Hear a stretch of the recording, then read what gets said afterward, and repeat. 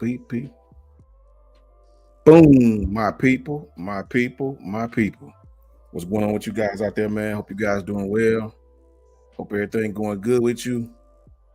Hope you guys' day has been great. Mine has been.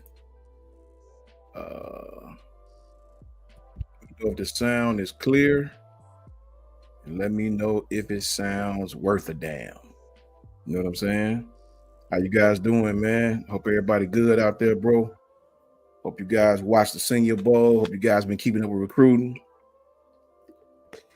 Hope everybody doing good, man. It's good to see you guys, man, for sure. Wanted to tap in with you just for a quick second, man. Hadn't seen you guys in a while. Been super damn busy, right? Um, my daughter just wrapped up basketball season. It's done. So yeah, man, Coach Sean got a little more time on his hands, man. Let me know if you guys can, if the mic is okay. Let me know if you guys can hear okay. Please let me know in the chat if everything sounds copa steady, right? And we gonna get it cracking. Period. Point blank. What's up, Katrina? How you doing, man? Good to see you, girl. Good to see you, my people, for sure. How you guys been, man? What's been going on with y'all? Y'all been good? What y'all been doing? How the family doing? How your kids doing? How everybody doing out there, man? Y'all. I would say y'all staying warm, but this weather is loco pesa, right? Yeah, I don't know if it's warm or cold. I don't know, right? It seems like it's 30 degrees one day and 60 another. That's why Coach Son got the sniffles right damn now, right? Much love to y'all, man. Let me see, we got in here, broskies. Let me see. See, Bama, what's up with you, man? Roll tide to you. Roll tide to you all, man. Much love to you for sure. Salutide overkill. Soul tide overkill. What's up with you, bro? How you feeling, man? Much love to you. You know what I'm saying? Good to see you guys. My sister Katrina, as usual, roll tide, man. What's up, Katrina? How you doing, Cat? Good to see you. Good to see you for sure. Tiny Let Loose, what up, homie? How you doing, cuz? You all right? Good to see you for sure, for sure. Travelpreneur, what up, my broski? Home team is here. What's up with you, brother? Good to see you, man, for sure. My broski Dwight, talked to Dwight today, man. Dwight got the skills to pay the damn bills with them damn illustrations. Tap in with Dwight. Tap in with Dr. Slots, Ray McDuffie, and Dwight. If you guys are starting a channel or anything like that, these guys have the magic fingers. They can really hook you up. On some of my broskies HBCU highlights, man. I got a lot of the white work over there, man. Some work that Ray did for me, some work that Dr. Slots did for me. I use them on all my different stuff. You know, really good dudes, man. Shout out to my broski Dwight, man, for sure, man. Actually, one hell of talented brother for sure. Dr. Slots, Ray McDuffie, Dwight. Can't go wrong with none of those guys. Trust me. Big L, what's up with you, Larry Laws? Double L, what's going on with you, bro? How you feeling? How you doing, man? Good to see you, bro. Good to see you for sure. Boomer 129. What's up, Boomer? What's going on with you, bro? Ain't seen you in a minute, man. Tapping in on Ty side. What's going on with you, bro? Good to see you, brother. What's going on over there in Sooner Land, man? I ain't talked to Jason in a while. He usually keep me up on what's going on in Sooner Land, bro. You know what I'm saying? I know y'all, but with the defensive coordinator going here, going there. You know what I'm saying? What's going on in Sooner Land, brother? Carla, what's up, Carla? How you doing? What's going on with you, girl? How you doing? How you feeling? Good to see you, Carla. For sure. Good to see you, man. You know what I'm saying? Good to see you, girl. Nicole Covington, roll damn tied to you as well. Good to see you, sweetie. Good to see you, man. For sure. Good to see you, man. My broski from another Moski. Rob, what's up with you, bro? How you feeling? You know what I'm saying? Mia, Patriot Life in here. She can't hear you. He said hi. Mia said hi, Patriot Life, man. She in there with her little buddies on the little whatever the hell they be doing with the on the Roblox, whatever you call that, where they all be on the same damn screen or something. I don't know. But yeah, man, good to see you, Rob. Good to see you, bro. Roll tide to my brother for sure, for sure.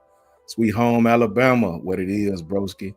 What it is, bro. How you feeling, man? Good to see you, bro. Good to see you for sure, for sure.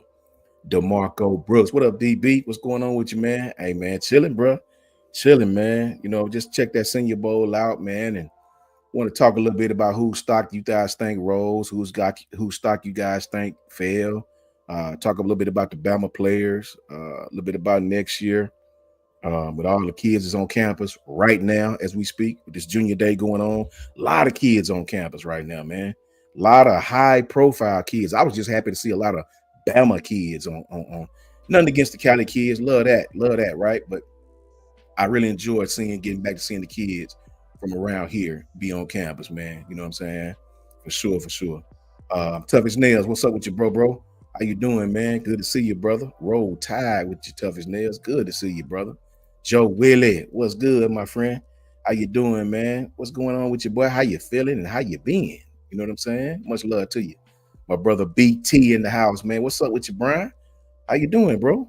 Good to see you, family, for sure. Me and Brian be talking on Twitter, getting it cracking as usual with all my people. You know what I'm saying? Nick Saban Jr.'s in the house. Love that, man. Sports Talk TV. Love that, man. Love that, man. Nick Saban Jr., man. What's going on with you, brother? How you feeling, man? Good to see you, brother. Good to see you. Anytime we can see that name, we know it's a good day, man. Much love to my brother Nick Saban Jr. Just the name itself make me feel better. You know what I'm saying? Much love, bro. Good to see you. Much love to my brother Piano Man, too, man. You know what I'm saying? Windows for sure, my broski. Nicole, my girl KT, the love connection specialist, had all my homeboys losing their mind. What's up with you, KT? How you doing, my sister? Good to see you, man. Good to see you for sure. Hope you've been doing good. I asked Piano Man about you. See how you doing. Everything good. Everything cracking with you, man. Be blessed, man, for sure. For sure. You know what I'm saying? Good to see you, girl, for sure. You know what I'm saying? Roll Tide to you, man. You know what I mean? See, Bama, what's up with you, man? How you feeling? Good? Good to see you, broski. For sure. Jag is here. You know what I'm saying? Carla, DeMarco. Jag, what's up, girl? How you feeling? Good to see you, sweetie. Good to see you for sure. Glad you're in the house, man. Good to see you. Jags, my partner right there, for sure, for sure. Ricky T, what's up with you, bro? How you feeling, man? Roll Tide finally found your channel after the run with Kyle ended. Yeah, man, I've been over here for a while, man. I don't get to. I'm trying to get in the habit of putting a little bit more up, man. I just been, when you got a little one that's in every damn thing, man, you get off Monday, it's a practice. You get off Tuesday, it's a game. You get off Wednesday, it's a practice. You get off Thursday, it's a game. Friday, you worn out from work all week. Saturday, you ripping and running around with the family. Sunday, you go to church, and back to Monday doing all over again, man. I wish I had the time to just do hella videos, man, but life calls. You know what I'm saying? But I sure appreciate y'all tapping in, man. Talk a little bit about this ball, man. I appreciate you, Ricky T. Much love to you, brother. Shout out to Kyle too. Kyle still doing. Don't get it twisted. Kyle still doing big things, man. Kyle and T, they doing real big things over there, bro. Shout out to Kyle and T for sure, for sure. You know what I'm saying? How you guys been though, man? Hope everything been going well with you guys, man. I wanted to tap in real quick and talk about a few things with this Senior Bowl. Obviously our Bama players, man. We definitely want to see all of our Bama players do well. Some up, some down. You know what I'm saying? Which is to be expected in Senior Bowl. We all know the Senior Bowl is just a glorified, highly competitive scrimmage, right, against other players. But those practices are more important than the game. Those one-on-one drills, those practices where all the NFL scouts are out there watching, some even coaching. Though that's where it's more important. I know some NFL scouts don't even stay for the game, right? Those practices are really, really, really what's important. So some of these guys came out and made themselves some money. Some had some ups and some downs, and wanted to really, really talk about it and get you guys' thoughts about it, man. Latoya, what's up with you, girl? Roll Tide, roll to my people. What's up with you, Toya? Good to see you.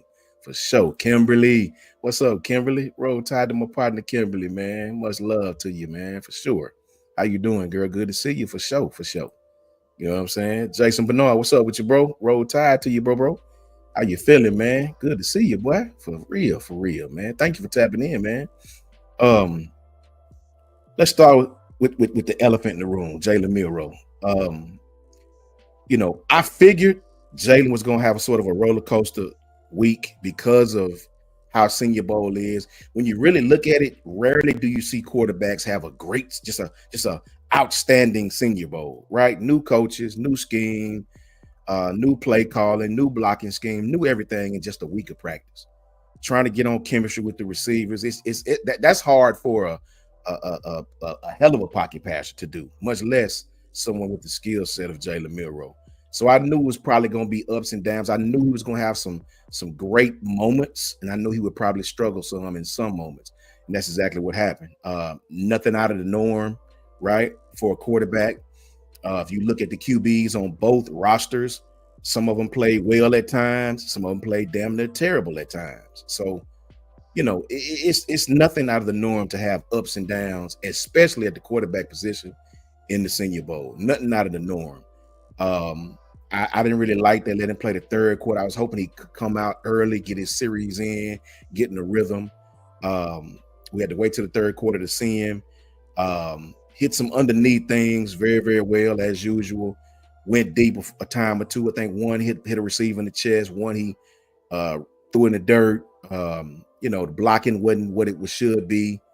So what can you take from it? I think the practices were the most important thing for these guys, and I think he made himself some money. I still think Jalen is going to be the third or fourth quarterback taken. I still think he's going to go first round because they won't pass on that skill set. They don't want to pass on that skill set. Anytime you find a 220-pound quarterback built like him and run like him, some NFL coach feel like he can fix it, right?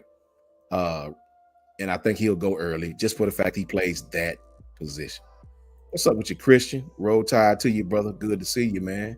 Good to see you, Christian, for sure, for sure. My brother Bear, my broski. What's up with you, Bear? Good to see you, boy. Trying to get my brother Bear to be coming on panel with us.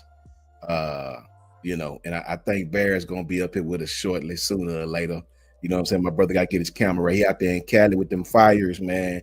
You be careful out there, brother. You be careful out there, man. The Palisades, the Valley, San Gabriel. You be out there. I know a lot about them areas. I got family out there. Just be really, really careful. And my prayers are with you guys, Bear, out there, man. And stay free out there, man, and be safe. You know what I'm saying? J. Cole, Roll Tide to you, man, for sure. Right, J. Cole, right? So it's really tough, man, in the Senior Bowl. I think CJ Dupree made himself some money as a blocker. He excelled at blocking. I don't know if he did a lot pass catching. I know in the one-on-one drills, he did really, really well in the blocking drills, the few little minutes that I saw. He showed the NFL that he can run routes if need be, a bigger guy that can run routes. James Burnett made himself some money. That kid booted the ball all week from what I hear. Did really, really, really well. You know what I'm saying? So you got your ups and downs with this Senior Bowl stuff, man. Ups and downs. Shout out to all these kids who there. Shout out to Carson Vincent from my alma mater, Alabama A&M University. Had a good week of practice. Struggled a little bit in pass protection during the game. Played well the first couple of series. Struggled a little bit in the latter part of the games when they start picking on him. Got overextended, lost leverage a couple of times. People got underneath him a couple of times. And that all can be coached. It's no denying 6'6", 315, nimble kid on his feet. There's no denying the kid can play tackle, a true tackle. I don't think he's a guard. So yeah, man, the practices are where you want to make your money, man. Again, a lot of these pro scouts don't even stay for the game. This is facts. When you look at the kids that really, really, really caught my eye, I'm biased, obviously.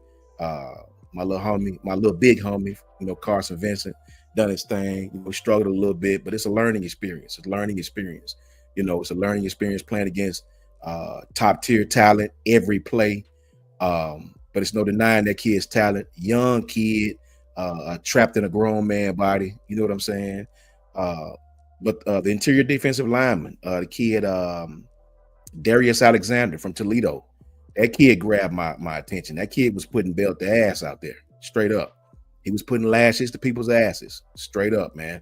So, I'm utterly biased to in a good way toward the smaller schools. These guys came out and held their own with the big dogs. If you can play with these guys, you can play with anybody in Division One. So I'm proud of these kids coming out from the smaller schools, repping. These guys did their thing, and really showed themselves professionally and athletically throughout the week. So shout out to Darius Alexander from Toledo, interior defensive lineman, and shout out to my little big homie, you know what I'm saying, Carson Vincent.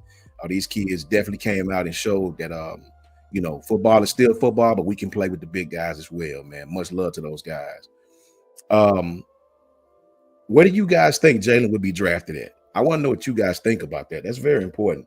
Do you guys believe he will be the third? I'm hearing the third, maybe third quarterback taken. I think Jackson Dart made himself some money. I think the kid from Notre Dame, who's from Fairhope, made himself some money. Where do you guys think Jalen goes, man? I think he's possibly still going to be the third quarterback or fourth quarterback taken. He plays that money position, man. Everybody is looking for that position. When you see those traits that Jalen had, can the things that he do well be exploited at the NFL level? And the things that he doesn't do well, can they get better at the NFL level? That's the question. That's the question. I can tell you from personal experience, what I know just from my partners, every NFL coach feels like they can fix quarterbacks. Every NFL coach feel like they can fix a quarterback, man, right? It doesn't help Jalen that Anthony Richardson has not really done exponentially well right now. One could say he's been injured every season. Jalen Milroe is not an injury-prone guy. This guy was injured in Florida with a shoulder, right? So Jalen is not an injury-prone kid like this guy was. This guy was injured coming into Florida. If Jalen goes out there during the NFL Combine and runs 4.4, 4.5, they're going to pick him in the first round. You almost have to. I think Jalen is worthy of a first-round pick. I think there's teams in the NFL that run certain schemes that they can build around Jalen's skill set, just like the Ravens did with Lamar Jackson. When you are as talented of an athlete as Jalen is, and throw the deep ball as well as Jalen does, sure, we all know he's got to get better in his intermediate decision making, and his holding the ball too long. There's several things he need to improve on. We all know that. But I think when you have a talent like Jalen Milroe, you have to take it early in that league. You almost have to, because the quarterback position in that league is man, it's the difference in going to the playoffs and being at home watching other teams. Ask my Steelers. You understand what I'm saying? So it's a very, very important position, man. I really think Jalen, I think he's gonna get picked early, Bear. I think Bear says he going third. You mean third overall, Bear? As far as the quarterbacks, third quarterback, Bear? Possibly.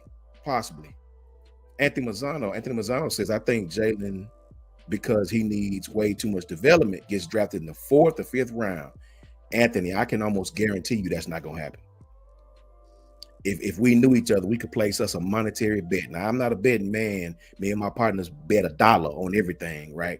If you want to call it a betting man. I don't like losing money, right? I don't like, I do like winning money, but I don't like losing money. I would almost bet you my dollar that he would go way before that. Definitely go before that. This kid's a multi-year starter. He definitely needs development, right?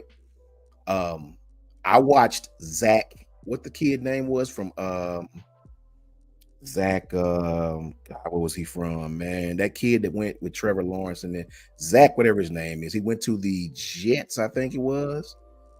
I watched that kid go, what is it, 2nd overall? Quarterbacks always get boosted up, man. They always get boosted up because other teams think other teams will pick them. Quarterbacks always get picked early, bro. They always do. Quarterbacks always go earlier than they should. This is a fact. Jalen would be no different. Let's see. Bama will say late 2nd to 3rd. Okay. So Bear says 3rd. You mean 3rd overall for as a QBs, Bear? Sports Mascot says a lot of these quarterbacks this year are worse than Rattler. Yeah, that's what I'm saying, sports. That's what I'm saying. You're kind of, yeah, you're proving my point for me. Jalen is going to go first round just by sheer utter. There isn't a lot of QBs this year. There's not. What QBs do you guys think is just super duper talented to where they'll go before Jalen? Like, name me a quarterback that's so much more talented than Jalen, that they'll go just significantly more early than Jalen. I would say Jackson Dart has just as much arm strength as Jalen, but I've also seen Jackson Dart play utterly terrible, right? Now, Jackson Dart has the stats, but Jackson Dart got way more opportunities to throw the football than Jalen Milroe. Lane loved to sling that thing around the field quite a bit. Kimberly says, hope Bama players get picked in the first round or second on draft. Yeah, I think so, Kimberly. I think so. I think Jalen is going to go early for the simple fact of sheer potential. In the NFL, at that position, you will go early if you have the potential. Look at Anthony Richardson. This kid was a one-year starter. Went to the combine, tested well, and look what happened. Look at the kid, Will Levis from Kentucky. One-year starter, right? Kid went to the combine, threw well. Look at him. I mean, when you play QB, man, and you have these traits and these potential great attributes, right? That's what usually happens. Got my guest coming in, man. My broski right here, entering my brother, the piano man. Boom. What's going on with you, bro? Hey, bro, doing pretty good. How you doing, big brother?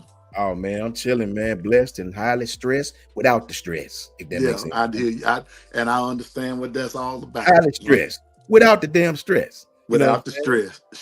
Without the stress. Yeah, bro. I refuse to let it happen, bro. I refuse. Yeah, man. How you doing, though, man? What's going on with you? Man, I had a pretty. Let's put it this way. I'm not even going to complain about the length of the day or about the intensity of the day, because at the end of it was very productive, and I did get a chance to watch some of the Senior Bowls. So, bro, it's been a good day. Facts, man. We was just talking about Jalen Milroe and the Bama players.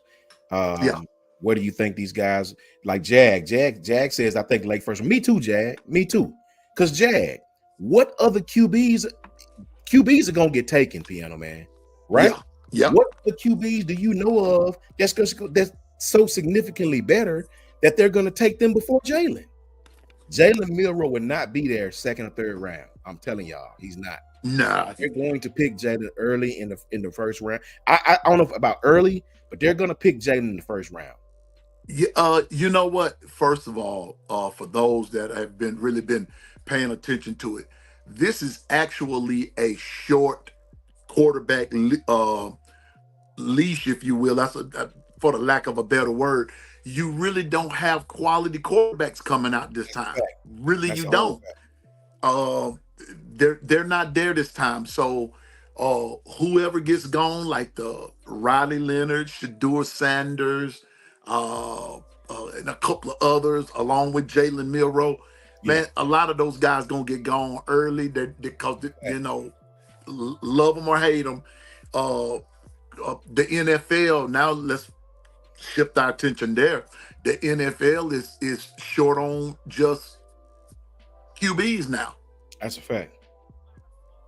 It is what it is. So Jalen, me personally, Jalen, if we were in a round of where you had 10 or 20 quarterbacks that were coming out, Jalen would go second or third round because he didn't have a good year this time. But because the quarterback list is so short, that's a fact. It's going to bump him up. It's going to bump him up. I could not agree more. Exact. That's what I was saying earlier, Pim. I personally think you're spot on with that. Anthony asks about Miami tight end Elijah Arroyo. I think is how you pronounce his name. Kid had 35 catches, 590 yards, 7 touchdowns. I think that kid is good, man. He's what the NFL is going to. These lean 235, 240 pound tight ends. Kid that played a lot of receiver, you know what I mean? And I mean X and Y. Yeah. He was tight Yeah. end, kid that played the H back, kid they lined up in the back. They played him everywhere, right? Mm-hmm. I think he's good, yeah, Anthony. But here's the thing: at the NFL level, all tight ends have to block, no matter how Yeah. good a pass catcher they are. Ask Kyle, what's his name? Kyle for the Atlanta Falcons, Florida. Great. Kyle Pitts. Ask Kyle Pitts, right? If you don't block at the NFL level, they get you out of there. They get you out of there. Nobody gives a damn how you're tight end, right? You're a tight end. You gotta at some point you have to inline, hand in the dirt, and block defensive ends, outside linebackers, a la. You have to, and that's Ask, just what it is. ask Brock Bowers. As yeah, and he's snapping, but he had to learn how to put his hand in the dirt and Mm-hmm. and attack the man across the line of scrimmage from him. But I think he's gonna be doing pretty well, Anthony. You know what I'm saying? Yep. Bear says, Piano Man, the thing about Jalen is he's gonna work harder than anybody else. That's a fact. That's a fact. Yeah. Jalen is gonna progress, man. Jalen is gonna Yeah. progress. He's a humble kid. In the NFL, he'll actually get real coaching. Think about it. These kids get up, you go to college, you got to go to classes, you got to go to labs, studies. You only can practice certain hours of the week, so many hours a week. In the NFL, you wake up in the morning, you got meetings, you got treatment, you got football practice, more meetings, more treatment, and you go home. It's football all day, every day. He will get better, Piano Man. What do you think? Coach, stay in that vein before we go to he will get better right quick. Yeah. When you leave college and transition to the NFL, now you're transitioning to the business. It's a business now. It's Facts. a real business. Now, I know we got NIL and transfer portal and this, that, and the third, but it still doesn't equate the NFL, the grind of it. So, Jalen is he's going to be okay in the long grand scheme of things. Now, don't look for him to win Rookie of the Year. That's not going. That won't happen. Don't look for him to win Offensive Rookie of the Year. That won't happen. But as he goes, as he matures, like you said, real coaching, no classes, meetings, grind, meetings, then the grind, meetings, then the grind. Then the next part of that is that celebrity status. That's over. Yeah. That's over. He's gonna have to he's gonna have to now prove himself, and now he's not going to be that celebrity limelight guy anymore. He's gonna be just another dude on the team that's trying to, as the person said, he's gonna have to work hard. He's gonna work hard. So Jalen will be all right. Today just wasn't a good day for him. He really hadn't even had a good camp, to be honest. Yeah. But I end this part with this. Play things like the Senior Bowl, that's not Jalen's grit. That's fact. I believe that the combine, now I think you're gonna see a different Jalen Milroe. Facts. I agree with you 1,000%. And when you look at it, Piano Man, name me a QB who just has ever just outplayed outstanding in the Senior Bowl. I don't know many. Sort of, it's just not set up to play well in the Senior Bowl, right? Right. You got 1 week of practice. I told the people just a second ago, a lot of the NFL personnel don't even stay for the game. It's the practices is what they're there for. The one-on-ones, the practices is where you see the field crowded with people. Mm-hmm. The game is for the fans. The NFL personnel, they want the practices, bro. Trust me. You know what I'm saying? You know what, Coach Sean? Mm-hmm. I'm old enough to remember, and I know I'm one of the older guys here and everything, but us OGs, I'm old enough to remember that when you had a college all-star team out there, facts, later on in the year of the summer, you know what those college guys did? What's that? They played the previous year's Super Bowl champion. Wow. Yes, they did. That's old school talk right there. But that's how those guys got measured by. They didn't play. Now, yeah, you still had the Senior Bowl, the East-West Shrine game, the hula, all that kind of stuff, all those particular all-star games. But the ultimate game, and it used to come on in the summertime, when the last time I remember was like the college all-star team, and they played the Pittsburgh Steelers. Pittsburgh wore them boys out, man. Pittsburgh put that thunder to them, man. It was to let them know this is the grind you're getting ready to go into. This is what you're Entering, about to go into. entering, So my brother B. Shaw. Go ahead, Piano Man. I'm sorry. so I'm just saying, man, football has changed. It has evolved into something else. Yeah. It, so these guys, like you said, the coaches, the personnel from the NFL teams, they really wasn't even out there today. Like you said, they were gone. They were probably left Thursday and yesterday. Them practices Today that was they want. strictly for the fans. Shout out to B Sharp, my brother B Sharp. I don't Be know if y'all sharp, know brisket. who been on the field with everybody from Lewis Riddick to all type of announcers to all type of coaches, former Yeah. players in Jason Taylor, former Bama players, former college football players. Great week by B Sharp, man. I've been letting all my partners see the pictures, man.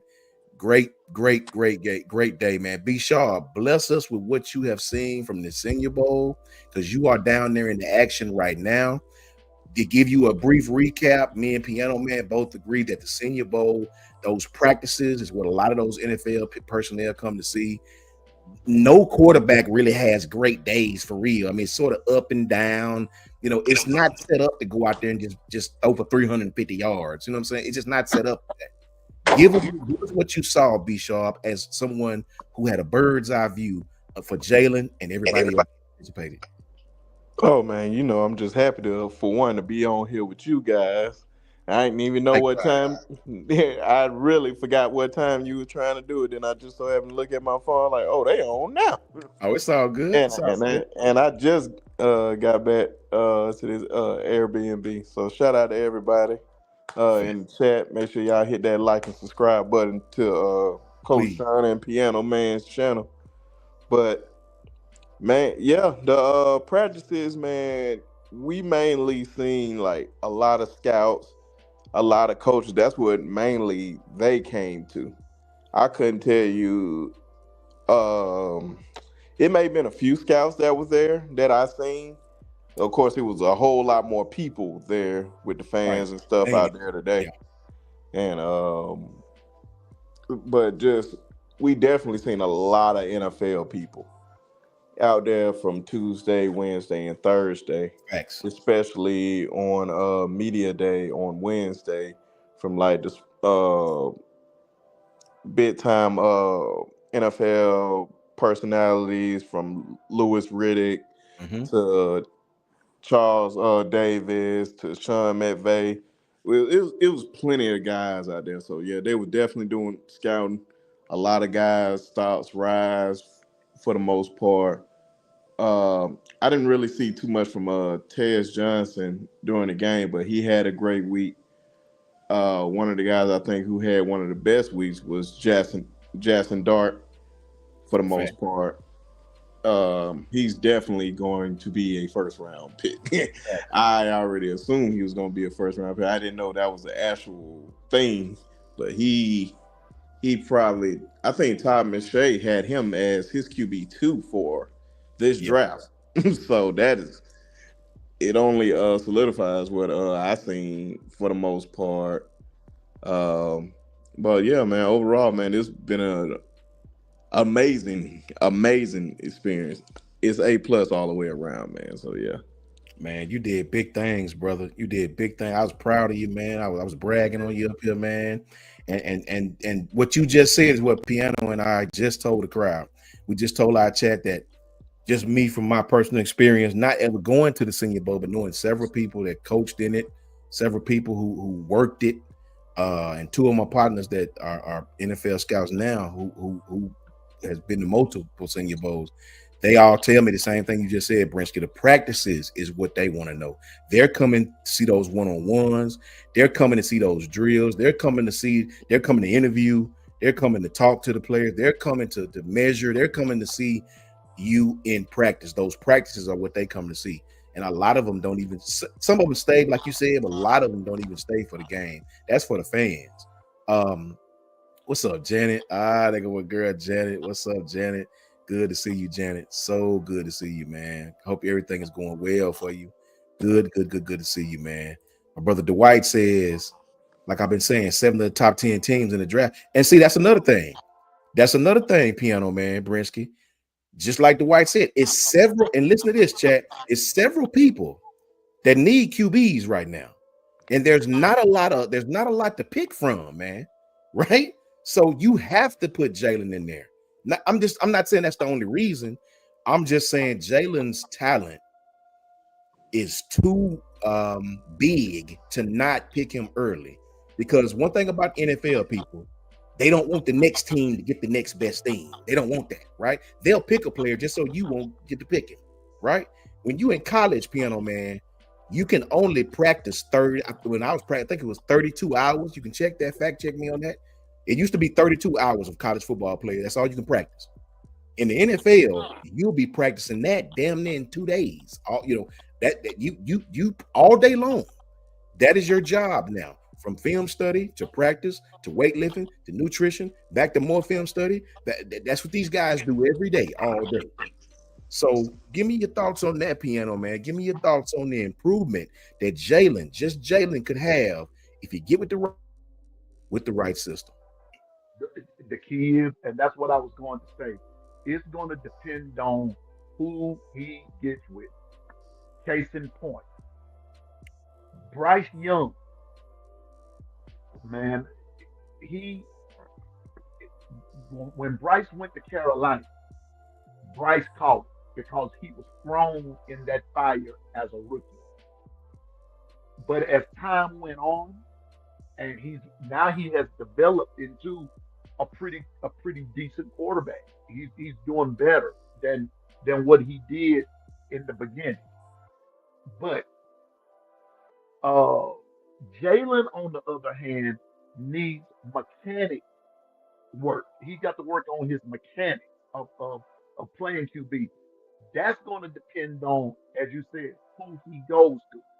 So if he goes to a team that can really develop his mechanics versus the fact that the dude is an athlete, he's an athlete. His athleticism, there's no quarterback up there that is as athletic as Jalen Milrow. Once he gets his mechanics down, and then number two, begin to learn to read a defense, do his check downs, and this, that, and the third. From a professional perspective, Jalen will have developed into, I won't, maybe not necessarily an elite quarterback, but he'll be better than what he is, and then the possibilities will be endless because he's such an athlete. Nobody can beat him being the athlete that he is, and that's what's gonna make him go higher than expected. Because first of all, the list is short, and then his athleticism. It's going to put him in some places where it's going to help him. All facts. Be sure. What you think about that? Is it a development thing? Can the right team develop him? Jalen is one hell of an athlete, man. Right, and you know the NFL is going to that nowadays. They're going. You don't see the pocket pass, the straight pocket passers anymore. You just don't see that anymore. Every quarterback in the playoffs is quarterbacks that can move. Do you think, B Sharp, just like Piano Man said, with the right team and the right coaching, do you think Jalen has some success early? Oh yeah, without a doubt. Now I'm about to say definitely he definitely has to go to the right team to just sit down and like Piano Man said, work on his mechanics. If he can just actually just sit down, I don't care how bad y'all are, keep him sitting down until you know he's fully ready. I don't think he should play none that season. Just sit down and just learn, work on his mechanics, get his body right, let his body rest for a year. And I think if he develops a lot, then you can see if he'll have opportunity start. But he definitely has to work on that. And also, shout out to his family, man. Just Shot. definitely, just shout out to Miss Milrow and Mr. Milrow for the most part. Definitely shout out to him because if it was anybody that I kept running into, especially today, we uh basically parked by each other in the media parking lot. Ran into him when Jalen got in came out of his press conference. Shook my hand, said, "Man, I just love running into you." That made me feel good inside. And of course, I had my Tuskegee pullovers. Had to let him know, and he showed major love. And then when we made it back to the car, they made it back to the car. So with Jalen. But the only thing I wish I got was a picture, but I didn't want to bother Jalen. So Facts. I feel shout you. shout out to that family, man. That's an awesome family. I just want the brother to succeed. I already liked them already, but I love the family even more Facts. because it just you can just tell they just good people overall. Facts, man. Let me stop right there and pick it back off B Shaw, man. Shout out to James Richard. What's up, James? What's going on with you, bro? What them dogs doing over there, man? How y'all doing down there in Athens, James? Much love to you, brother. Um, Shout out to Jalen Milroe, bro. You know, fans gonna always beat the quarterback up. I mean, at the league Jalen is about to go to, he'll find that out early. I'm sure at this point Jalen understands you get way too much praise when you win and you get too much of the blame when you lose. That's just the nature of that position. Go ask Tua how he feeling right now. Like, it's just the nature of that position. You know, they hate Tom Brady one year and love him the next. The years when the man had won 11 games but don't win a Super Bowl, they talk about him like a dog. The years he win the Super Bowl, he the greatest thing since like sliced bread. It's just the nature of it. But from us to you, Jalen, it has been an absolute professional representative, one of the best to ever put the crimson uniform on. He ain't out here getting in trouble. He ain't out here bringing disgrace to his family's name. He ain't out here doing nothing to make the university look crazy. All he done was stay here when he didn't have to. And I'll forever be a Jalen Milroe fan. You can put that in braille if you like, right? I'll Yeah, forever be a Jalen Milroe fan. I see some of these professional analysts talking crazy, and half of them never played football before, right? You know, I ain't gonna call one of them out. Just going in on the man, right? Like, Jalen Milroe is one of my favorite Bama players. Shout out to his family. Shout out to him. His roll tied to him for the death. And that's just all it is, man. That's from me to them. That's from us to them. You yeah, know, man. I just wish everybody could just like the man, like his father, man. You could just tell just what type of man he is. Just every time he come around, this is just him, just sincere, and you can just tell he cares about people, and you can just see that in Jalen. You can just tell he's a solid guy all the way around. So they facts. raised a good person, man. Is you can't please everybody, especially in our fan base. We know how some of them just so spoiled or whatnot, and a lot of them just new fans. They just used to the winning. I Yep. remember the losing when you're losing to Auburn 6 straight years. That's Can a you fact. handle that? That's why I was like, this year wasn't nothing. I was like, this bother y'all? This is nothing.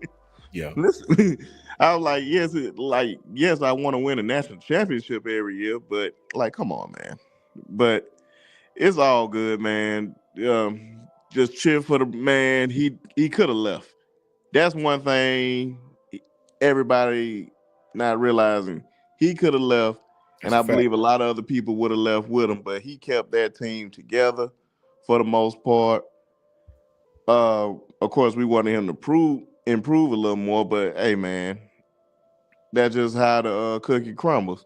Yeah. Now it's somebody else's turn to rise to the occasion. Who's gonna rise to the occasion, and we're gonna see who's gonna do their thing. So it is time for that. So we'll see what happens. Big shout before we transition, big shout out, man, to my little big homie, Carson Vincent. You know what I'm saying? Doing this thing. I had a pleasure. I met Carson before the season started, man. Briefly. He may not even remember. Met him briefly, man, at one of the introductories. I had the older players there and the younger players. Everybody was mingling. I think I even still got the picture. We always kicking it, you know what I mean, just chopping it up one another. Knew that kid had talent, you know what I mean. When he get to the next level, he'll get real coaching. Not saying he didn't get real coaching, but the kid obviously can play. Played well in practice, did well in practice, struggled a little bit in pass coverage in the game. with those one-on-ones, as all offensive linemen do. Um, Really proud of that kid. He represent HBCUs well. Really proud of that kid to come out and be professional and have fun and be witty. You know what I'm saying? And laugh and talk and really realize that your dream is about to come true. Young kid, a body that can be molded at 6'5", 6'6", 317. He'll get picked. That kid will get picked. Got a great pass set, coachable, and that's all it is, man. That's what they're looking for: linemen and players that can be coachable. Shout out to Brinsky for taking pictures with the young man. Um, you know, just really, really good to see somebody from the university doing their thing, man. Oh Uh, yeah. so when you was with him, Brinsky, what all did you get to speak with him briefly? Oh yeah, man. We are just talking about HBCUs, the importance of it, and he represented the HBCU family very, very well, man. Yes, sir. And you can tell like he is that guy that he's gonna be that diamond in the rough. Yeah, Somebody's gonna get him, and they just don't realize what they got. A lot of teams, I think the cat out the bag just based on how he played all week.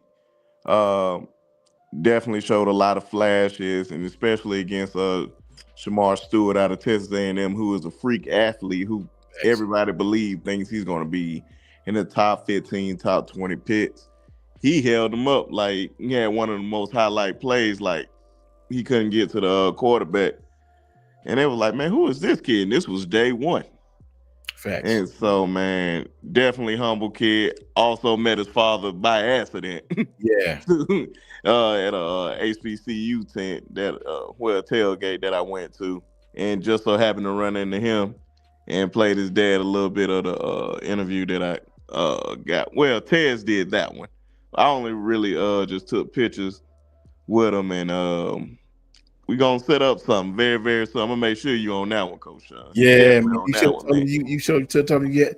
I don't know if he remember or not, 'cause he met a gang of us. You know what I'm saying? But we all mingled with him. In the introduction, the beginning of the season when they had the autograph signings, all the older players come back, new players. We all just be out there taking pictures and you know, Yeah. So most definitely when we do that, I'm make sure you are on there for that. yeah, And please. also, and what's so funny, man, like towards the end of this game, time I locked eyes with him. He said, "My man Tuskegee," and he was like, "Man, cause we kept seeing each other. Like him and Mr. Milrow was two Yeah, people that I just kept running into this whole time and whatnot." And so I got another picture with him at the end of the game. Told him, man, can't wait to talk to him soon and all that, and get ready for the combine and all that. So that's what's up, man. yeah, I can't wait. Shout out to Carson Vincent, man. AAMU, you know what I'm saying? Alum. Shay, I love that kid to death. All of us was really, really, really pulling for him. You know what I'm saying? I hope he have a long career. Keep God first, young man. You know what I mean? You already come from a great family, a great institution, and you're gonna be just fine, brother. Much love to him, Bulldog Creed forever. Facts. Anthony Mazzano says, Coach, do you think the perception of Jalen Milrow is probably being affected by how Bryson Tua have been in the NFL? Tua can't stay healthy. Bryce is too inconsistent. Not at all. NFL is not like that. NFL is nothing like college. Trust me on this, Anthony. The NFL could care less about what Tua and Bryce doing. Whatever team as far as it's gonna pick Jalen, it will have zero effect on him. Jalen, they go by tape. They go by your college tape. They go by what your teammates. They go by whether you're a captain or not. They go by your history, your background. They go by your credibility as far as inside the locker room. All those things will have an effect on your draft status, believe it or not. They could care less what Tua doing and Bryce. Trust me, it will have no effect on Jalen whatsoever. So Coach, let's can I ask transition. something Oh, to that? go ahead. I'm sorry. Go ahead, Piano Man. And the other part of that is you can't compare. It's almost like comparing two different eras with Yeah, Bryce, with Tua, with Jalen. Even though Bryce has been gone a couple of years, the game has changed. It's changed, and so there are some tangibles that Jalen has that Bryce does not have. He does not possess. And if you go back the last year that Bryce played for Bama, Bryce told everyone that Jalen was going to bring some things to the table that he didn't have. So uh, there will be no comparison. Because No. Uh-oh, piano man, you blanked out, brother. Jalen, my bad, I got cut off there. Jalen, excuse me, Bryce is not a runner. Right. Jalen is. That's how that's going. So there'd be no comparison. Facts. Jalen is Jalen 45 have to stand pounds on his heavier. own 2 feet. I mean, think about it. Tell him, piano man. Jalen is what's that? 40 pounds heavier than Bryce. Bryce is what, 180? Jalen's Yeah. about 225. So, you know, I don't think so. It's just all depending on it's team, it's scheme, man. I've seen less talented quarterbacks do well in the NFL if they're picked by the right team, right? Remember, Patrick Mahomes was not the top quarterback coming out of college, man. You know what I'm saying? Patrick Mahomes was not that. I think that same year somebody got picked in. Oh, I can tell you that draft. I tell you that easily. Mitch Trubisky. Mitch Trubisky. That's it. Thank you. That's it. No, say I it would again, never forget Brisky. that. I would never forget that because I was like, wait a minute. You telling me they just keep hyping up this guy, Mitch Trubisky, and I just seen Deshaun Watson 2 years in a row play Bama and nail by the games. And then it's Pat Mahomes back here too. And they keep talking about Mitch Trubisky. I'll never forget that. So it's not a science, brother. It's not a science. No. You know, you get with the right team, like Patrick Mahomes did, somebody that's going to extenuate your talent and build off your talent. Hey, man, the sky's the limit. The sky's the limit. So, Brinsky, starting with you on this one. Brinsky was the man with the master plan who brought this to my attention because I had forgot it was even this weekend, guys. I totally forgot that Alabama, you know, they got a lot of returners coming back, man. We got a lot of returners coming back, man. But guess what makes returning players even better? When you have incoming freshmen who are good enough to play at Alabama. Junior Day is this weekend. Junior Day is this weekend, man. And I totally forgot about that. We got several kids on campus, man. Brinsky, I got several lists of all these kids on campus, man. Did you get any info about any of these kids, man, how they're feeling or what they're feeling or what the coaching staff is doing? I read several different informational pieces that told me these guys were really, really, really on the grind, recruiting last week. Trenton Henderson, Grant Wise. It's so many of these kids that this coaching staff has been. They've been to Cali, they've been to Florida, they've been back to Bama. Chris Booker, just so many different kids, man. Obviously Xavier Crowell is one of my favorites. So talk to him on Twitter. And so talk to us, Brinsky, about this Junior Day. A lot of talent on campus right now, man. I'm going to call some of these kids out, but a lot of talent, and give me your thoughts on this Junior Day and how important it is. Man, for one, shout out to the coaching staff. One thing they are making a priority of this year is the state of Alabama. Fact. They making that a major priority. I think a lot of folks were wondering, like, oh my God, Auburn got all these guys last year. I'm like, these guys got to develop relationships. And like, well as I know, Coach Sean, like these coaches got egos too. And like they want you to be in it with them before you even talk to the parents or the players or anything. They want you to basically kiss the ring or whatnot. That's a whole fact. But one thing that Kellen DeBoer, Courtney Morgan, Nick Sheridan, all they did was just develop relationships.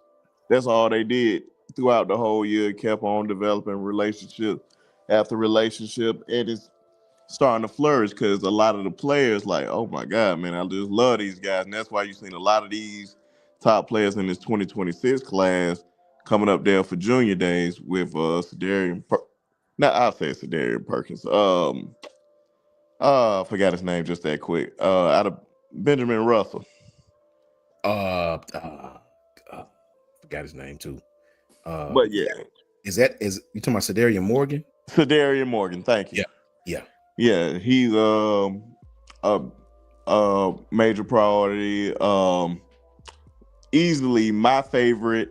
I always have like one guy that I want in the class more than anybody. I think Yeah. last Anthony Jones. cycle was Deshaun Lee, and of course we already got Keelan Russell, but he wasn't on my radar until we actually got him. But him, but Anthony Tank Jones was definitely Jones. my Yeah. number one guy, Yeah. and he was up there. If I knew he was playing the other night, I would have went to go see him play basketball, just see how he is, how size and all that. But man, that's one guy I feel like if we get him, which I truly believe we're going to get, I believe we're definitely in the league for him. Mhm. That's going to change a whole lot of perception for a lot of players in the state of Alabama. And then Crowell, I forgot, Yeah. is out of Jackson. Yeah. Ezekiel. Yeah. Ezekiel, man, he's a dog, Dog. man. And what's the other guy name, man? I think his name Brandon Arrington, Yeah. the Yeah. athlete. I don't know what's his position because I Yeah. I seen him was around a lot of the DBs, and I'm like, is he gonna play DB? Yeah. And he about the same size as John Lee. I was like, oh my god. So Okay. man, Yeah. I'm really excited about this class, man. I am really, really excited, and I can just tell like these guys are just uh, they are putting their foot on the state. Like, oh, y'all think y'all doing something because y'all did something last cycle. Now we pretty much got a year in this state. We only just getting started. We got our quarterback. We about to bring in more quarterback. We about to bring in more talent. Just don't worry. Just hold on. That's why I was like, everybody, relax. Yeah. Relax.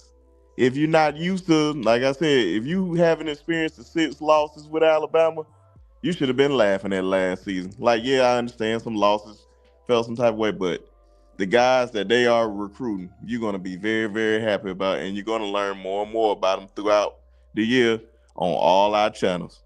Facts. All facts, man, Brinsky. I couldn't agree more. That was freaking awesome. You know what I'm saying? Piano Man, let me get your thoughts on this. First of all, shout out Jay Mims. Shout out my brother Jay Mims, man. Shout out Matt Farms. Shout out to No Serfdom, J. Cole, Mike Jones in here, man. Shout out to everybody in the chat, man. My brother Buck in here, man. What's up, Buck? Buck. My brother BT, Brian Thomas, as I said, man. Brian, my guy. Everybody, man. Susan's in here. Dino.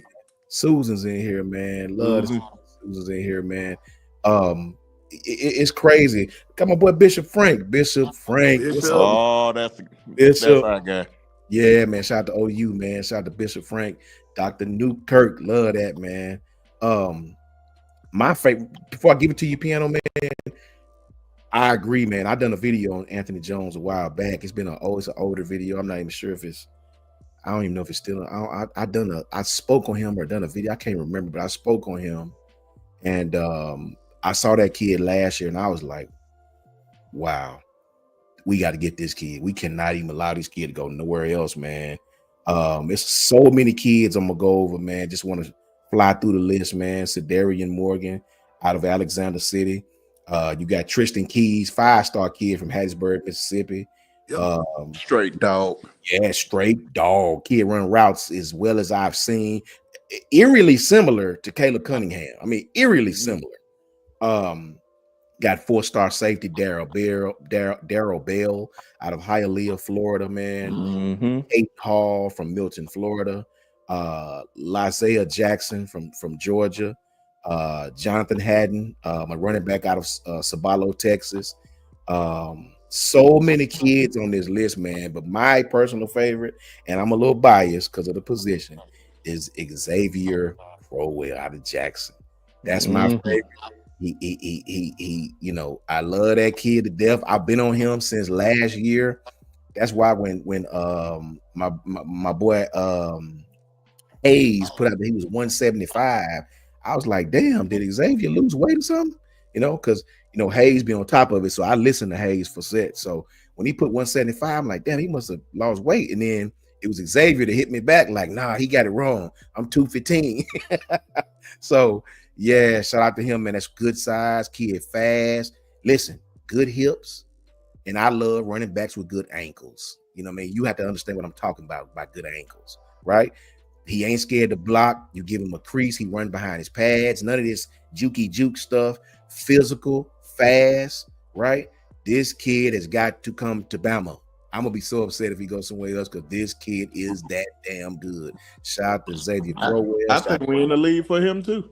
Man, I think he wants to come here for real.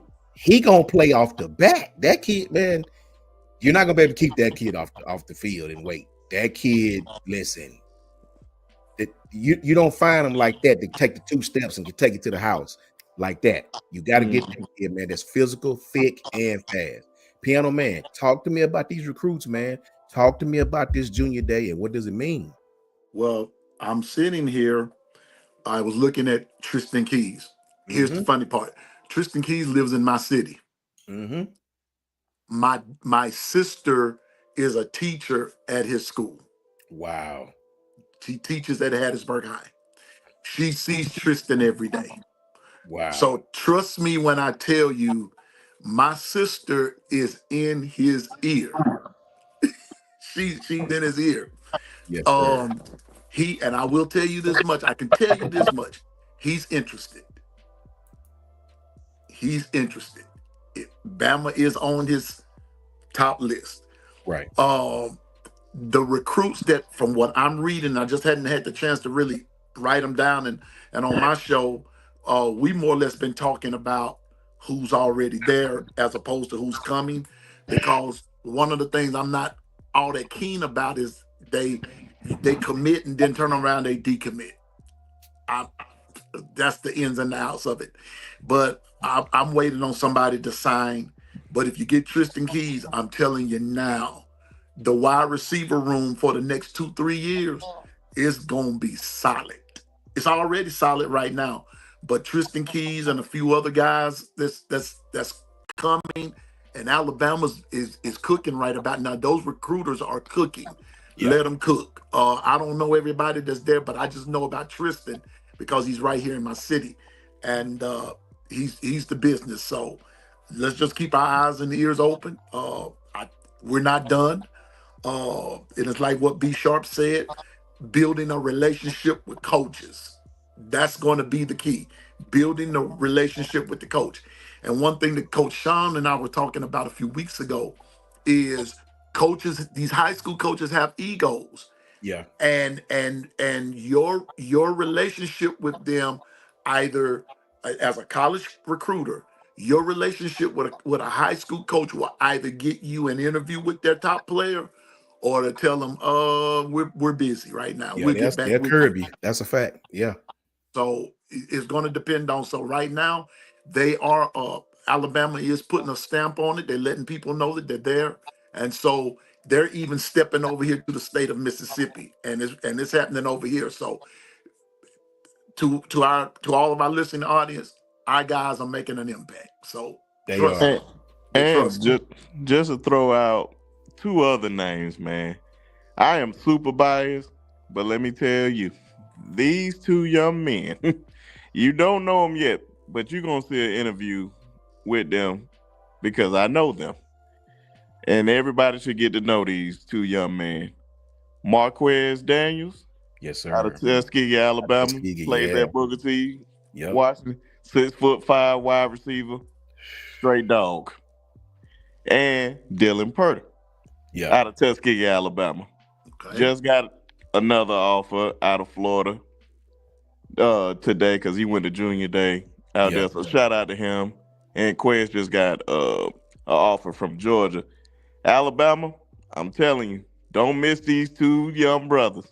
Facts. They are 2 great players, up and coming seniors out of Tuskegee, Alabama. Great players. Got to go get them. They at home. Got to go down there and get them, man. They right at home, man. Shout out to them. Appreciate that, Brinsky. That's actually because Quez is a top 120 player in the country.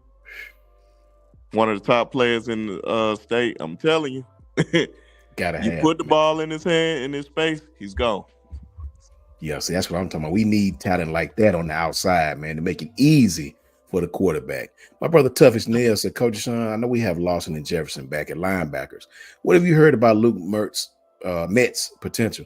You know what, Toughest Nail, I really hadn't heard nothing about Luke, man. I hadn't really heard, these kids have been on campus for a short time, only a couple of weeks, but I'll tell you what I did see a lot on social media with him bonding with his teammates, them doing dances together, hanging out together, and that's where it starts. Mm-hmm. So that's where it starts, right? Right, Tough. For him and Duke Johnson and all these kids to be together, dancing, and Justin Hill and all them hanging out together. That's where it starts. That's where the brotherhood starts. And right now, that's all I can ask for. Bonding in the off season, forming that teammate, forming that trust, that brotherhood, that love, right? And it transitioned when you put the pads on, right? But Luke is going to be one hell of a player. You can Yep. bet that. Kid is a thumper in the middle. Kid is fast and got good size already. Think that kid like 6'2", 6'3" already, like 225 already, as a freshman, So he's gonna be one of your 6'3", 235ers real soon, Mm-hmm. right? Can play inside, can play outside, good hands, kid and understand how to play leverage. He is the prototypical middle linebacker, and we are lucky to have him. Trust me. Shout out to Bishop, man. Bishop Frank with 333. JMHO bringing gumbo fire. Get the likes up. Salute, fam. Shout out to OG Bishop, man. Love Bishop to death, man. Always great. Bring a great perspective, right? Yep. Out there with Oklahoma football and college football in general. Much love to you, Bishop, man. We really appreciate that, man. And thank you so very much, man. You be Good safe. brother. Good brother, man. Good brother. Happy every time I see him in here, man. Love that, bro. So yeah, man, I'll tell you this, fellas, just from my humble opinion, to see these guys really hitting the state again really make me happy. Yeah. I really enjoyed it. Like, we got a kid from Bessemer named Emmanuel Ruffin. Dog, 6'5", 290. Can play inside, outside, the 3, the 5, the 4-eye, the 9. He can play all of the positions, bro, all across the defensive line. This kid is the real deal, right? We think about this, guys. Name me. I'm finna test y'all about me. And this is for the chat. The panel don't answer. I know my brothers on the panel might know. I'm gonna test the chat. Don't nobody Google it now. What is the last first round defensive lineman, inside or out, that we've had? I know it right now. I can just say it off the top of my head, right? Name me the last first round defensive lineman that we had. Not outside linebacker or defensive line. Let me just say interior. Let me put that out there. What's the last interior? There you go. Buck already done it. Buck already did it. Buck already got it. And that's who I was thinking too. Yeah, Quentin. Quentin is the last interior lineman. It wasn't Raekwon. It wasn't Christian Barmore. It wasn't DJ Dale. It wasn't any of them. It was Quentin Williams. Is the last time we've had a first round interior gap killer, right? We got to get them guys again, bro. We got to get those 300-pound ass kickers right there, those lashes to your asses guys, right? And Quentin was one of them dudes. You can't single block that guy, right? So this kid Emmanuel Ruffin from Bessemer, Alabama, 6'5", 290, and he puts lashes to the other team's asses. We need him ASAP. You got to put overdrive work on them kids. You can't let them kids go to with all due respect to my brother Tez, who was my favorite Auburn fan, I might add. We can't let them kids go down there to West Georgia. No, we cannot, man. You don't let that you do what you got to do to keep kids like that in Tuscaloosa. That's how it always has been, right? Give me your thoughts on that, Piano Man. There's nothing left to say. You got to keep that in. You got to win that battle. You got to We win that got to battle. win that battle, because if we don't, see, that's how your program sort of gets away from you, That's a fact. and it helps enhance your competition, or your that Cal College over there. But anyway, Facts. you've got to win that battle. Listen, if I may, some of the battles that we lose really are not on the football field.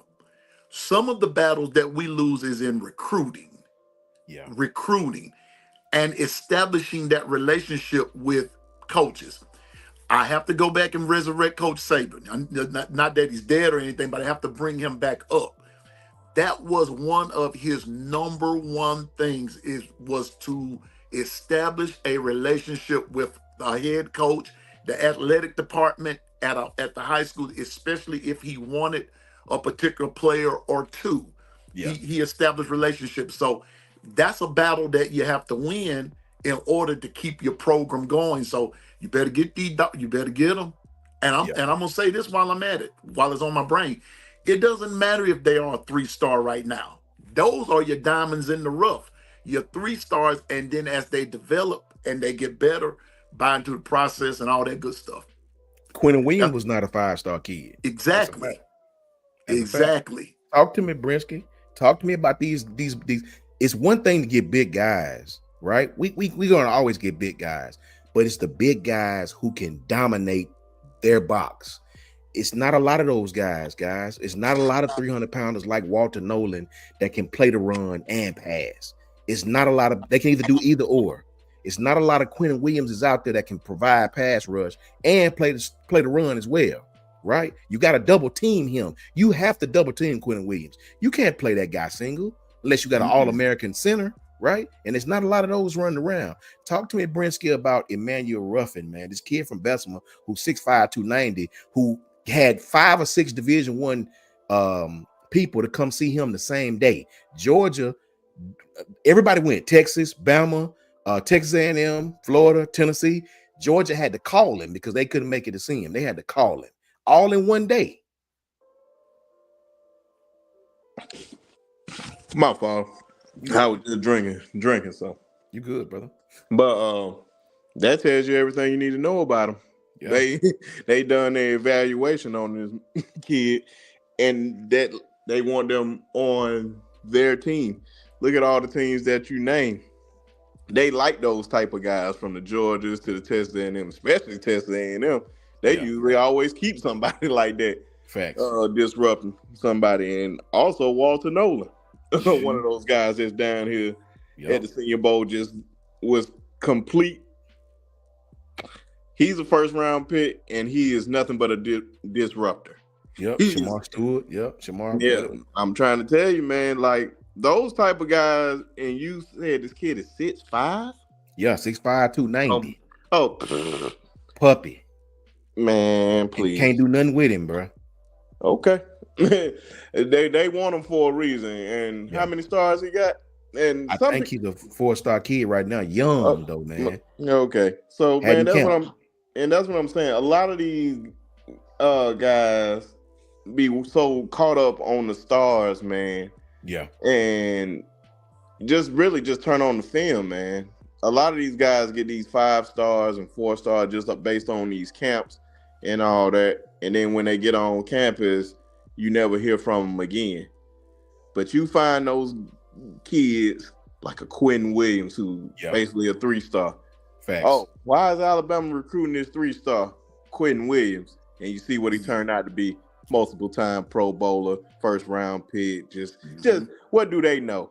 Oh, why they getting Josh Jacobs, who comes in with no stars? Facts. And Damian Harris is a 5-star, but the one that came in with no stars was the first round. It's a first-round pick, and the other one is a 3rd-round pick. That's a fact. Like, man, you need to evaluate your talent. Yes. In which I feel like the COVID year was like, and we starting to see the effects of it with like Jalen in his class. If you go look back at that class and all the players that was on there, a lot of those guys transferred out, and a lot of those guys did not pan out because it was hard to evaluate those guys, and it hurt us talent-wise. Facts. So, and I think that Alabama is getting back up to that standard because everybody's going out there evaluating and all that. Of course, Kellen DeBoer, he has Nick Saban right there for help. Don't think he's not going up there asking for help. What should I do and all that? Especially like a player like this, 6'5", 290. and Mhm. he's an up and coming senior. Yeah, See, come on, man. Henny's right there in your backyard. backyard. Yeah, that's what I'm saying, man. You need to find those type of guys, man. Find the guys that want to compete, Yeah, who wants to work, Mhm. who wants it badly. You don't want no guy that just gonna come in there just because, oh, I got these stars. You gotta cater to me. facts. Cause once you step on this campus, them stars don't matter. Which we try to Exactly. tell some Auburn people, but I think they clearly don't understand that. But they'll learn soon. They'll learn soon. Or That's a maybe fact. never at all. That's why they are little brothers. Hey, if stars meant everything, Ohio State should have at least the same amount of championships as we do. Bingo. Exactly. That's just the whole fact. I'll tell you this really quickly, guys. Piano Man, um, passing it back to you. Um, you can't let these other schools come in and get those type of kids, man. I seen when my brother Larry Large said, "What do y'all think about Simmons?" I said, "The thing about it is, London he's in that mode as well, right? I think he's gonna need a year in the weight room, right? He has the size, he has the girth, he plays with force. I think he's gonna have to be stronger though, a little bit stronger against the run. A good year in the weight room, he'll be just fine. I seen him talking about Tim Keenan. That Tim is great at what he does. Tim is a two gapper. He's more of a 3-4 nose tackle type defensive. He can play D tackle. It's a difference in playing D tackle, and playing nose 0 and a 3. Tim was recruited by Coach Saban's class to play nose, right? Two gapping. He does that as well as anybody we've had, right? When you slide him over, playing that D tackle position in between in the gap, Mhm. you got to be able to bend and move constantly. Now, Tim, give you a couple of plays we can bend and move at the best, but the difference in D tackle and nose tackle is D tackle. You got to do that constantly, over Mhm. and over and over and over again, right? You got to be able to make them double you, right, to free up some stuff. These kids I'm telling you about are that. They're not just two gapping, zero technique defensive tackles. Another kid I want to talk about really quickly, kid from right here in Muscle Shoals, Alabama, named Kamarian Johnson, right? I Okay. don't know this kid's size. I saw his film. I didn't never did get a look chance to see his size. Kamarian Johnson from Muscle Shoals. That's another kid that, bro, look, the film don't lie.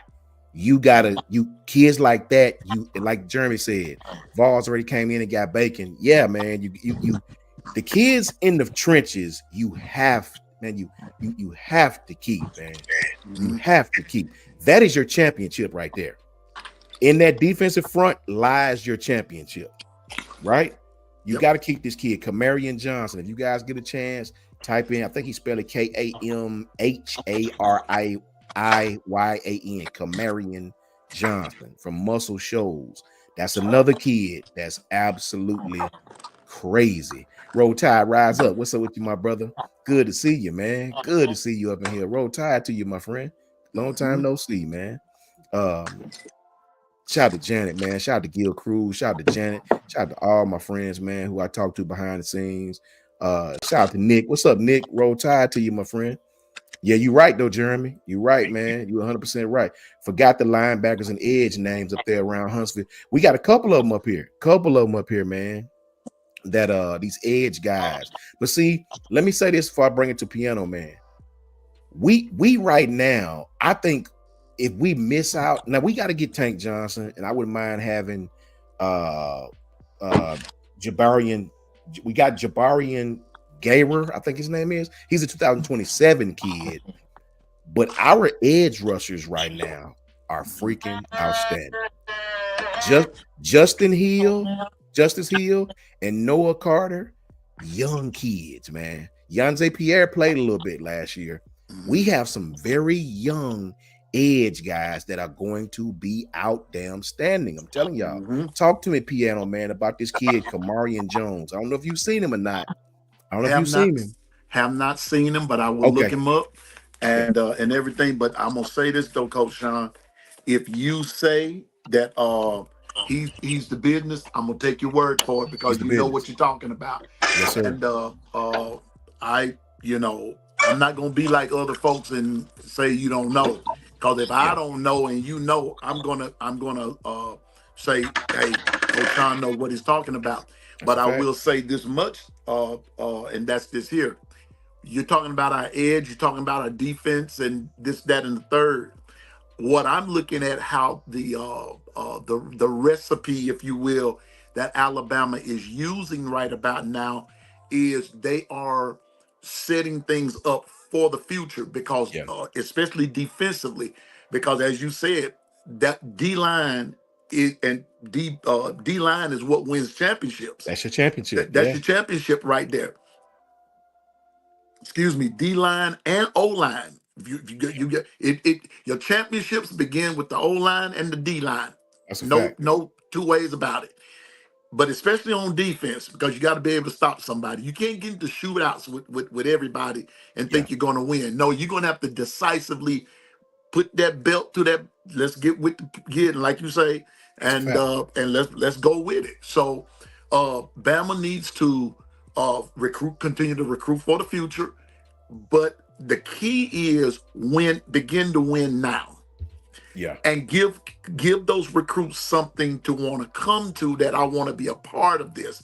Because I've already said the big time recruits will come if you start winning. And I yeah, mean beating the Tennessees again, beating, well, we're gonna beat Vanderbilt. We owe them. But continue to beat Georgia. Continue to, beat who you're supposed to beat, win championships, do what you're supposed to do. That's how you get the recruits that you want. And that's a foregone conclusion. But I'm gonna tell you like this. You were talking about you brought up what's his name? Pierre. Those dudes gonna be straight, man. yeah. Those dudes are gonna be straight. So depending upon how they play this year is going to depend upon who comes next year. That's what I'm trying to say. Is Fact. that if we handle business, the rest of the business is going to come. Trust Piano Man on that. I know what I'm talking about there. That's a whole We've fact. got to win, and these guys have got to play in order for you to bring top-notch recruits. I couldn't have said it better. I couldn't have said it better, man. I'll tell you this, and I want to ask you guys this, Brinsky. Tell me this, Brinsky, and the chat. Ohio State won a championship this year. My boy Brinsky called it, right? What set Ohio State apart? Sure, they got Caleb Downs, but their back end could be picked on. You know where you couldn't pick on them at? The JT D-line Tumalao, Jack Sawyer, up in the front. up in the What front, made Georgia dominant all those years they won? up in the Those front. guys in the trenches, Jalen Walker, Jalen Carter, all these dudes. Let's stick with us. Let's stick with Bama. The years we was winning, Jonathan Jordan Allen, Davis. Deron Payne, Ashawn Robinson, Jaron Reed, Quinnen Williams, Raekwon Davis, Christian Barber. That was the difference, bro. Everybody got great receivers. Everybody got a decent, at least a decent quarterback. Even the quarterbacks who you don't think is very good can beat you if you play bad, right? But what's the difference, man? What's really the difference? Those behemoths that I just named.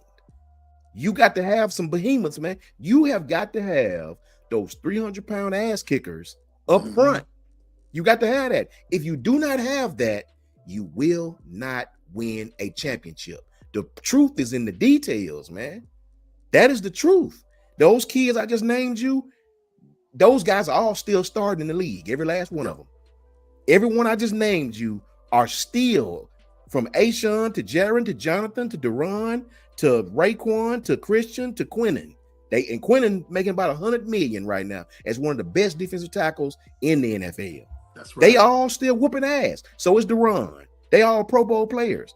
They're all still in the league doing what they've always done. If you don't have those guys that can put lashes to your asses, you won't win a championship. Talk to me, Brinsky, on those guys up front that we have got to get.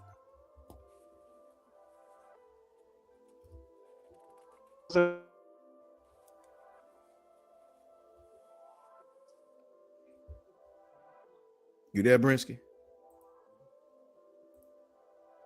He might have stepped out for a minute. But case in point, talk to me, Piano Man. I just gave you hella names. Yeah. Talk to me about those guys up front. Let's go back to last year. with the, and I want to use. Forgive me. I still call them the Washington Redskins. Forgive Yeah. me. I know they're the Commanders, but when I say Washington Redskins, just be, and I mean no harm. But Facts.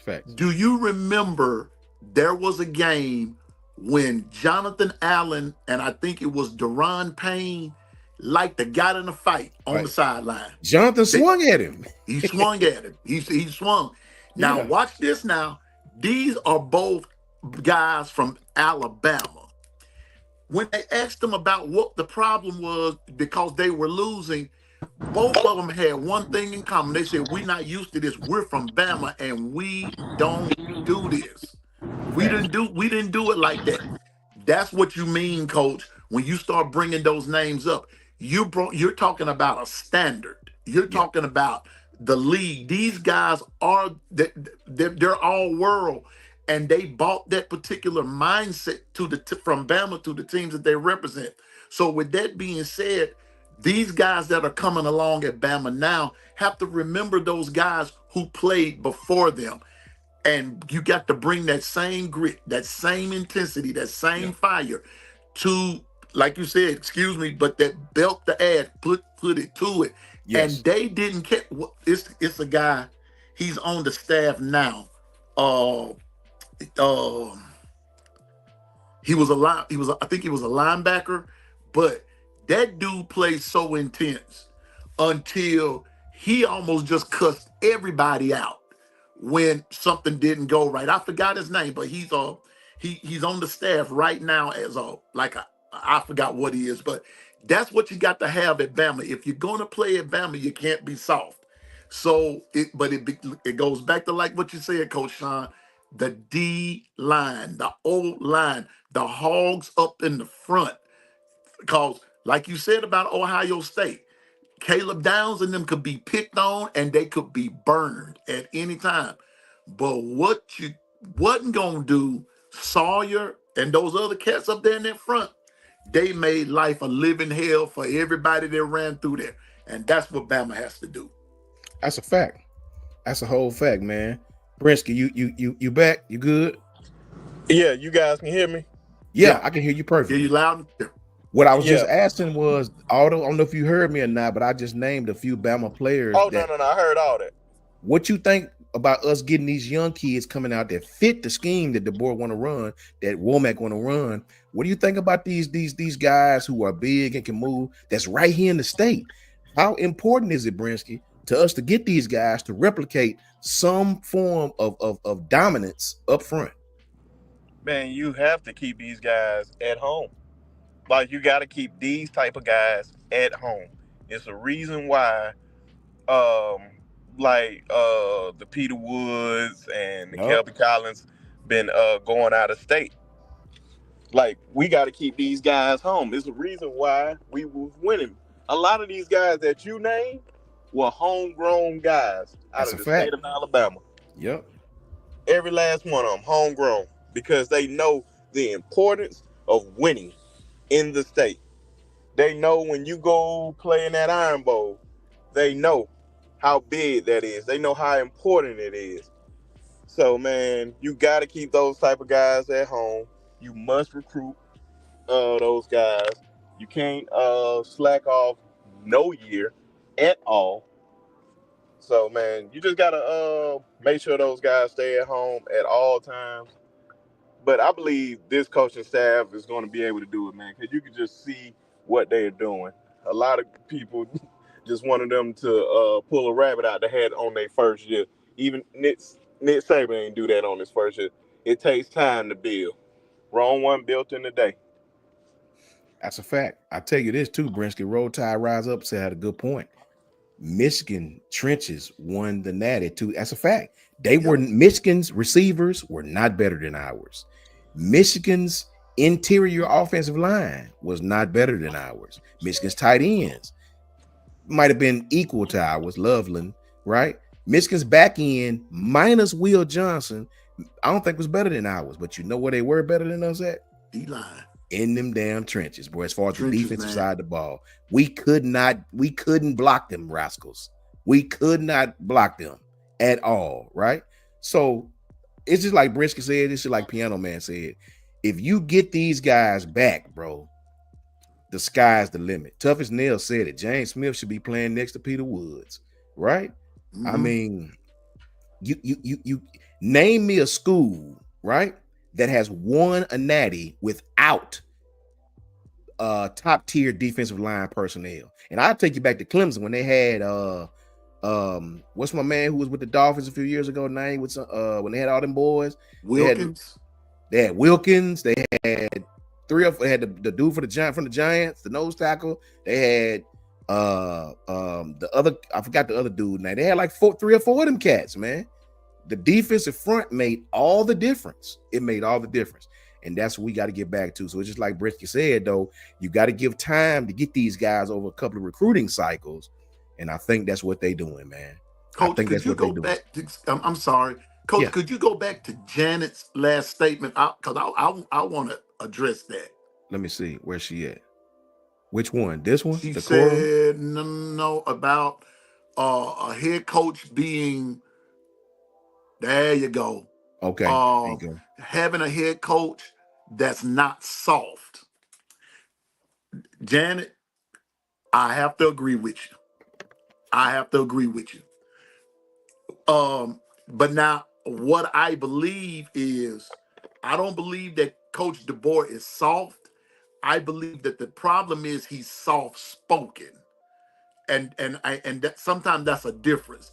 It's not the fact that he's soft, but your statement is right, because you can't be soft on these guys. You can't be too nice. Now, I am of the persuasion that he's way too nice. He's way too nice, because there were mistakes that were being made that you can't do that. But she's right about that being soft. We can't have soft coaches. And I'm gonna tell you something else. It's okay to be friends, but you can't be this lovey-dovey type guy. Coach Sean puts that passy stuff. The same thing worked, that passy stuff. He tickled me when he said, I can't say it like he say it, but that passy stuff, that stuff, we got to do is, I'm with Janet. You got to be hard. And that's what develops a mindset, is that you go into, if you hard in your practice and you hard in your daily grind of things, when you get ready to play on Saturday, they know what time it is. So shout out to Janet with that first part of the statement about the softness. Got to come up off that. Got to be vocal. Lose your grit sometime. Let your players see that you stand on business, because if they see you stand on it, they'll begin to stand on it. It's a fact, Brent. That's a fact, man. That's a fact. And I think with Coach DeBoer, I think it's more of he kind of let the players, I ain't gonna say let the players do what he want. I get it. I understand, man. Saban's leaving. You don't want to go in there and be too much of a hard ass, because then you might lose your team completely. You're not Coach Saban, right? You're trying to cater to kids to keep the ones that's there. You're trying to install the leadership. You can't bench Milroe. You can't bench. You can't do much because you're in this little box, and this box is guarded by Nick Saban, this shadow that you're trying to get out from under, right? So you really can't go in there and put your spin too much on it. I mean, really and truly, without upsetting somebody, and then everybody, I get it, man. He was in a horrible situation, right? When you're talking about today's football. You go in there and be too hard, you're going to hurt some feelings and lose some people because you in this Saban shadow right here, right? I think now, this is the second year, Coach Saban is really sort of separated from the program. He's still there to help, like Brinsky said, but he's not the coach anymore. Now, a year gone. I think now Coach DeBoer can go in there really and put some lashes across some asses, right?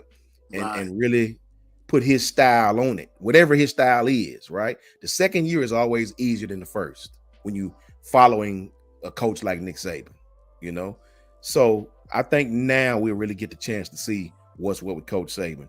I seen a comment, Brinsky, I want you to tap in on before we get out of here. Toughest Nails said UGA didn't win 2 championships with Stetson Bennett. Look at that D line they had. I tell Toughest Nails, I agree with Toughest Nails. Hell, you could have put Tony Bennett at quarterback with that team they had. The Jacksonville Jaguars D lineman, the Packers middle linebacker, Jalen Walker, N'Kobe Dean, them dude.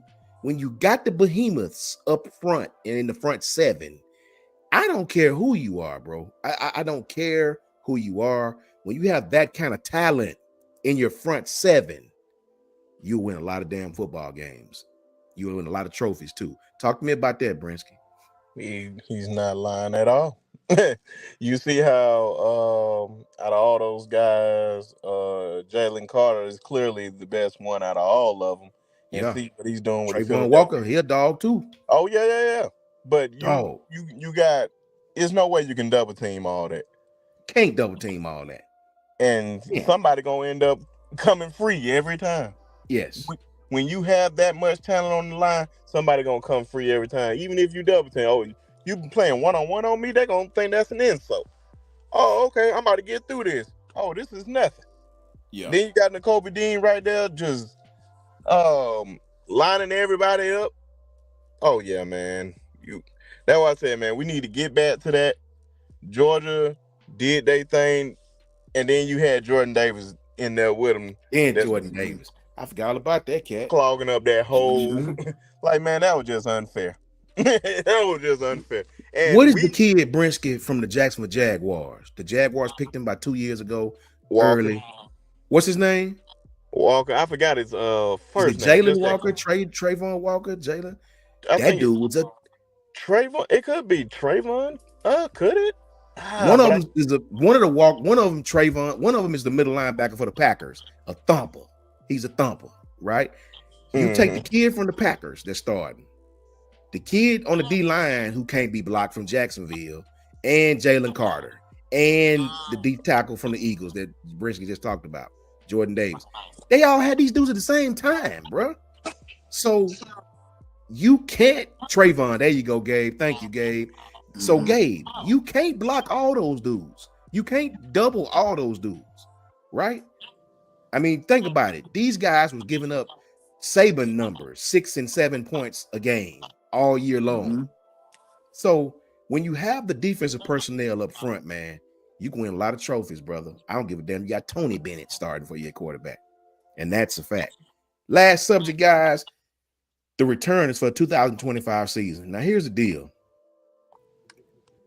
Next year, Piano Man, is going to be very interesting, man, because you got a lot of talent around the country that's coming back. Say what you want to about Cade Klubnik, but he'll be a 3-year starter next year. He's back for Clemson. Clemson's offense at times was not the problem, right?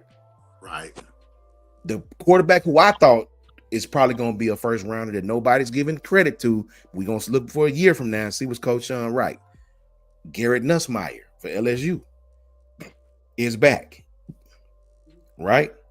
Right. Okay, Brinsky. I appreciate you, my brother. I appreciate that, man. My boy B Sharp. You want to holler at everybody before you leave, B Sharp? You want to let everybody know where to find you? Oh yeah, man. Gotta show love to the people. Please. Sorry, y'all, man. I've been busy or whatnot down here. About to hang with the wife for a little bit and in-laws. But appreciate y'all. Gonna do a recap show tomorrow night. Hopefully, of everything that's been going on down here.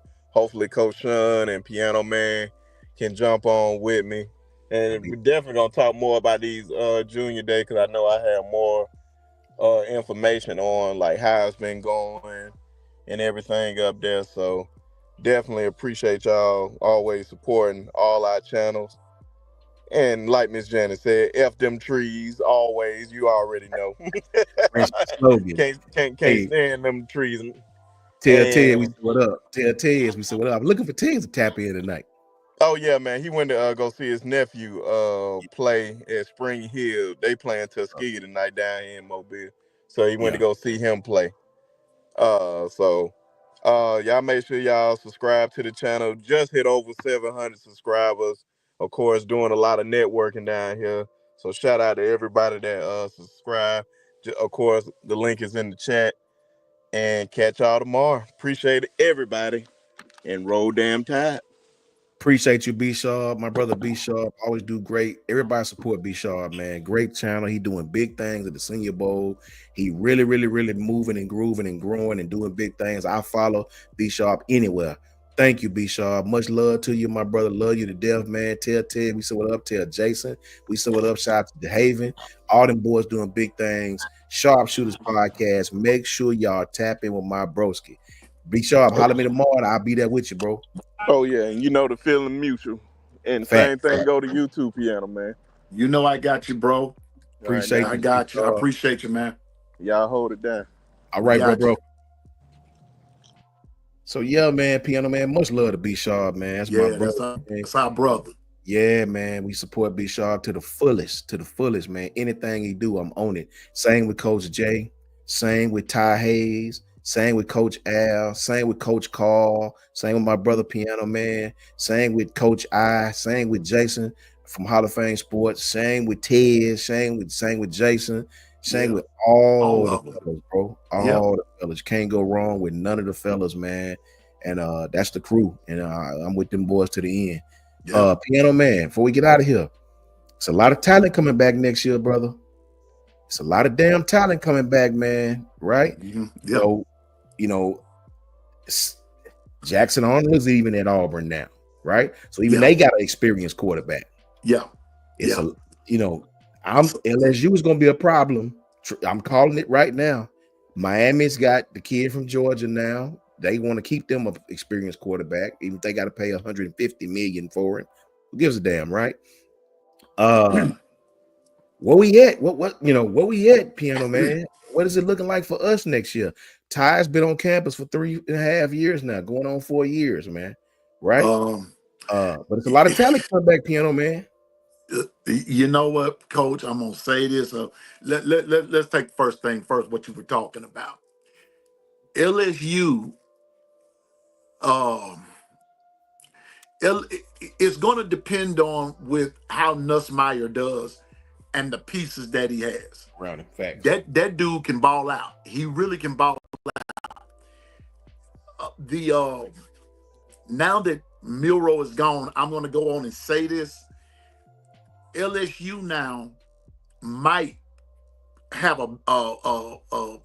the playing field might be a little even now because Nussmeier couldn't outball Jalen, just like Jaden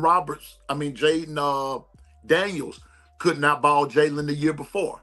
See, so we had the X factor 2 years where we beat Georgia twice, we beat LSU twice, we beat Auburn. And Jalen Milroe had a lot to do with that. That's a fact. Of that success. Now that he's gone, this is why I keep saying that the quarterback position for Bama is going to be important. And then the next part of that is when you look at the other teams within the SEC, I keep telling y'all, and I wrote his name down, but I've misplaced it. Watch the quarterback from Ole Miss. I'm telling you now, you saying watch Nussmeier, he's going to be the problem. That brother from Ole Miss is going to be a whole problem. The second string kid from last year? The second string kid from last year. That brother is super. He's super. Arkansas and Texas A&M too. See, so don't look now, but the SEC as a whole is back. This past year was down because of the quarterback play. Quarterback play, facts. But look what's going to happen next year. So think it not strange when you see teams like Auburn, teams like Arkansas, teams like LSU. Don't be surprised that at the beginning of the year, that all of those teams be ranked higher than Alabama. Don't be surprised. But I believe that Bama would get Bama's defense will keep us in a lot of games. All our offense has to do is go ahead and convert, and it will be what it'll be. But coach, you're right. A lot of teams. I'm just keeping it within the SEC. But let me think of another. Ohio State is going to reload. Now I don't think they'll win it because they're losing a lot of guys, but they're going to be good. And then look at Oregon. Oregon is going to be okay too. So Facts. it's going to be interesting. I'm with you, so, but I'm calling it now. Uh, uh, Now I better not say that because I don't want to get in trouble with anybody. I'm still trying to get 100 subscribers. I'm 6 away from 100 subscribers, and I don't want to take that chance in losing 100. So I won't speak my mind right now on how I feel because I don't want to upset anybody. But I got a feeling that some things are for Bama is not going to be what everybody think it's going to be. I'll put it like that, and I'll be safe. I take it this piano, man. I agree with you, man. Man,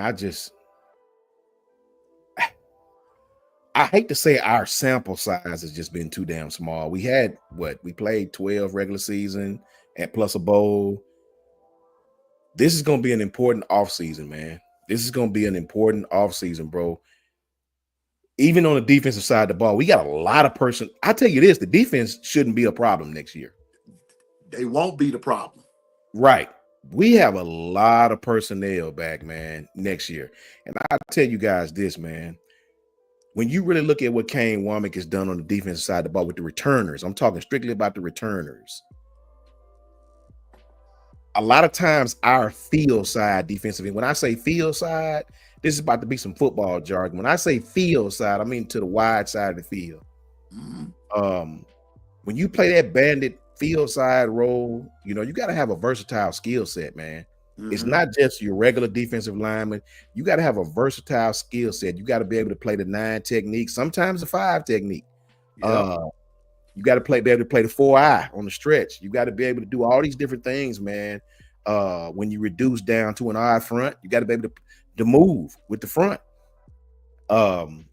So you got to be a versatile defensive lineman to play these different positions, man. I really think we have that now. Jeremiah Beeman. That's a young kid. Coach Al is real big on Jeremiah Beeman. This kid is going to have a bright future at Alabama, man. You look at the kids on the interior, Jordan Renard, the kid on the outside, these kids, and James Smith, that kid has proved he can play both. So the returners, man, we have a lot of solid returners, man. Mm-hmm. Coach Womack, his vision coverage, like to play a lot of cover 3, true zone, pattern matching, disguising it, if you will. Mm-hmm. These guys, we have all these people back that have done that this year. Mm-hmm. Coach Saban was different. Coach Saban would like to play a lot of cover 7, it seems. Coach Saban was a lot different, man. A lot of bracket coverage, if you will. Mm-hmm. Womack is a little different, man. It's sort of the same in some instances, but a lot of things is still match style coverage in a lot of different ways on that vision. So we have a lot of returning things, a lot of returning utensils back on this team, especially the defensive side of the ball, man. That is bright, man. Really, really bright. And I'm excited, man. We just got to get the trigger man right. We got to get the trigger man right, bro. I think I have all the faith in the world in Ty. Ty deserves to, it need to be, to me, just to me, Ty's job to lose. Right? Now, if a quarterback comes in there, whether it's Austin Mack, whether it's the young kid Keelan, if they outplay Ty, cool, no problem, right? But I wouldn't let Ty be my starter until further notice because of Ty's loyalty. And I know this is not a loyalty game, especially nowadays, but going into the spring, Ty would be my number 1 quarterback unless someone significantly steps up and play better. It's just like Tough as Nail said, Damani Jackson is going.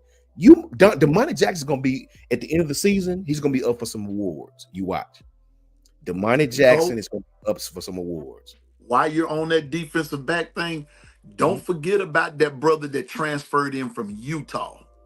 Yeah, he can play. He That can dude play. can ball out too. So Bama defensively is going to be good and they're going to be deep. But I'm going back to what you said. Trigger man. Trigger man. Yeah. And let's not forget the old line. Yeah. Wideouts are going to be okay. Yeah. But that old line from tackle to tackle, Yeah. running backs are going to be okay. Come on now, you got Jam and you got Richard Young. You don't need to go no further If they than give him the those two. ball, And then you got AK Deer and you give got him the Daniel ball. Hill. And those guys can ball. But you've got two areas: the trigger man and the O line. Will, Now will I'm they going to will they give go him ahead, the coach. ball? Will they give him the ball, Piano Man? They better. They Because better. here's the catch. May I throw in one other? May I throw in one other? And it's a wonder Janet hadn't said anything about this. I've been waiting on somebody to say it. Will your next person you got to think about is in question right now, Ryan Grubbs. Yeah. Now, me personally, I don't care if he come or go. It doesn't matter to me. It doesn't matter because I'm just gonna leave that right there too. It doesn't matter. You've Yeah. got the players, but will they gel with whomever? And this is going to be about gelling. This is going to be about cohesiveness. But to go back to what you're saying, that trigger man this year is got to be right. Facts, Janet. That's facts, Piano Man. I mean, it's a lot of questions on that offense side of the ball. I've made my qualms with the offense loud and clear how I feel about that. That's why I try to talk about the defense a lot because we have a lot of people coming back in the rotation and starters. And I want to tell the people this too, man. Remember this, man. And if I had Jake on here, Jake could really go into detail with you about it. I was an offensive guy, but obviously playing offense, you go against Mhm. defense. When you playing that 3-4, like we used to play last year, right? It's harder to create pressure from the middle unless you got a Yeah, Quentin Williams, which we don't have, right. right? When you play that 3-4, it's harder to create pressure up the middle without that dominant nose, right? Now, when you go into like to a 4-down look, the 4-down look, you're forcing extra one-on-one battles. You're forcing some extra one-on-ones when it comes to the pass rush. When you're going to that 4-down look, you're forcing some extra one-on-one looks when it comes to the pass rush. Always remember that. So that 4-down look is what we're going to be based out of, whether it's nickel, whether it's your regular 4-2-5, whatever you want to call it, right? You're going to have some opportunities for some one-on-one battles.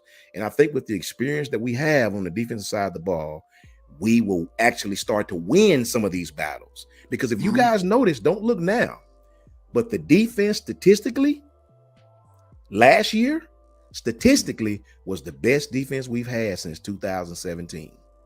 And they start playing well toward the end of the season, Mhm. a la minus the Michigan game, right? Right. So, And the reason that the Michigan game was the way that it was is because we were inept on offense. as a fact, you kept giving them the damn ball, right? We were Yeah, inept on offense. yeah, you kept giving So them short fields. Yeah, you gave them fact. short field. And by that time, the defense is tired. Yes, yes, So I'm going back to what you said. Trigger man and O line has to be straight. You got to be able to give Jerm Bernard, Ryan Williams, and Isaiah Houston. You got to be able to get them three the ball because you're gonna have a whole problem with those three receivers bringing in and Josh Cuevas is tight end. You know, however that goes, you're gonna have a whole problem. Defenses are gonna whoever plays Alabama this upcoming year, dependent upon the quarterback and the O line being solid, somebody's defense is gonna catch it. But if I you think so. don't have the right guy quarterback, it's all gonna be for nothing. And then that's when I'm afraid some more guys, starters off that team will transfer. I tell you this, man, we just got a lot of questions, bro. We just got a lot of questions, right? I don't think we have a lot of questions on the defensive side of the ball. I I just have think the none. offense, Coach Al, he was a proponent of moving Caden to guard. It's just gonna be interesting, man. You know, when you look at, Jeremy, facts, Jeremy, all facts. Tanya said coaches, code 7 different than cover 1. It's cover 7 different than cover 1. Well, yeah, they different coverages, Tiny. They different coverages for different situations. I mean, cover 7 is a variant of cover 1, if you want to be the truth, in my mind. The free safety still play deep, but the underneath coverage is more flexible. The defenders switch assignments as the play develops. You know what I'm saying? They both variants of each other. So your safety still gonna play deep, but the underneath coverage is a little bit more flexible, right? So Right. That's the difference in Coach Saban and Coach Womack to me, in my mind, as an offensive guy going against that, right? But the questions, man, it's just hard, bro. Because think about this really quickly before we get out of here. I don't know if you guys know how big Jordan Malatu for the Eagles is, that left tackle for the Eagles. Jordan Malata, that kid is like 6'7", 370, 6'8", 370. Caden is about 6'7", 370. But Jordan is very, very light on his feet. Caden actually play well in the run game. Caden puts lashes to people's asses in the run game. It's just when he get great competition from outside pass rushers who have speed, they give him problems.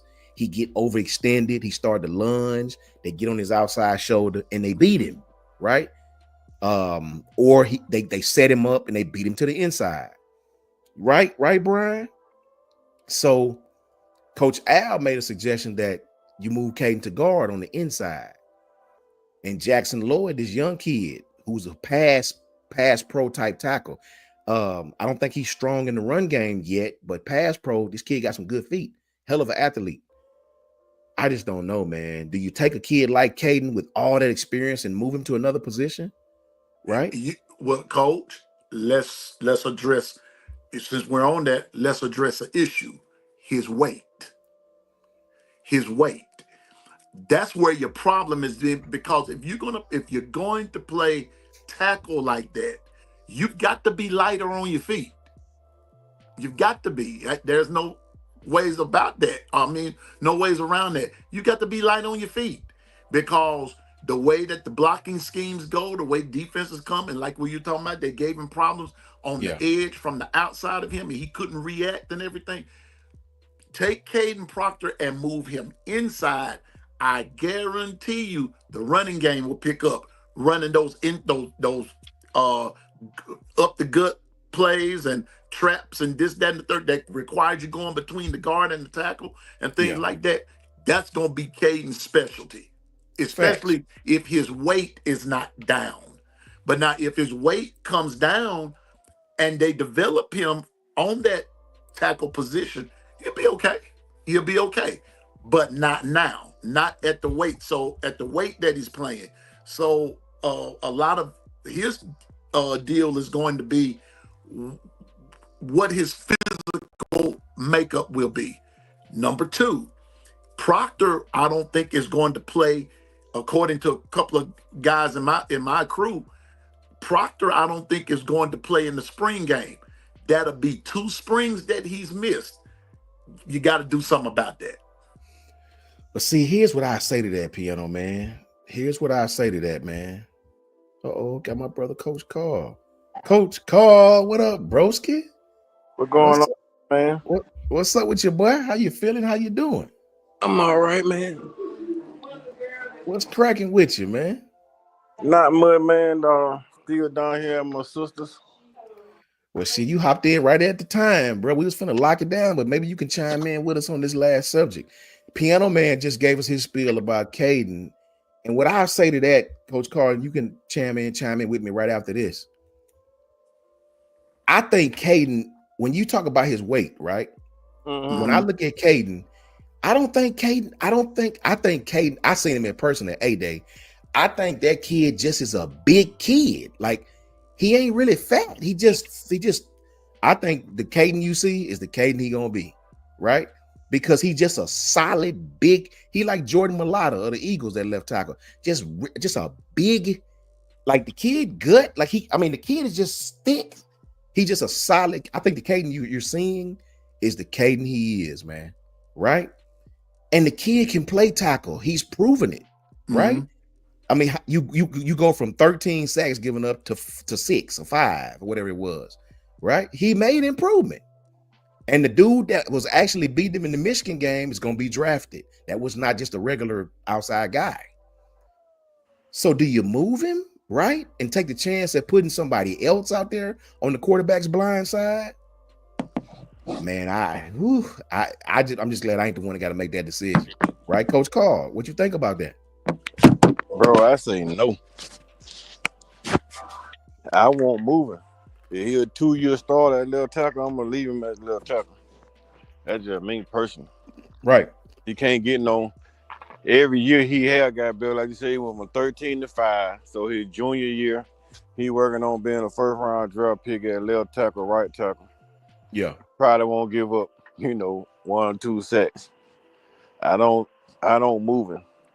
I don't think he'll be a big issue this year, man, because the way the offense supposed to run this year, predicated Yeah. on a run game and quick passing game, Yeah. I don't think it'll be enough. They won't be holding the ball long enough to worry about giving up many sacks.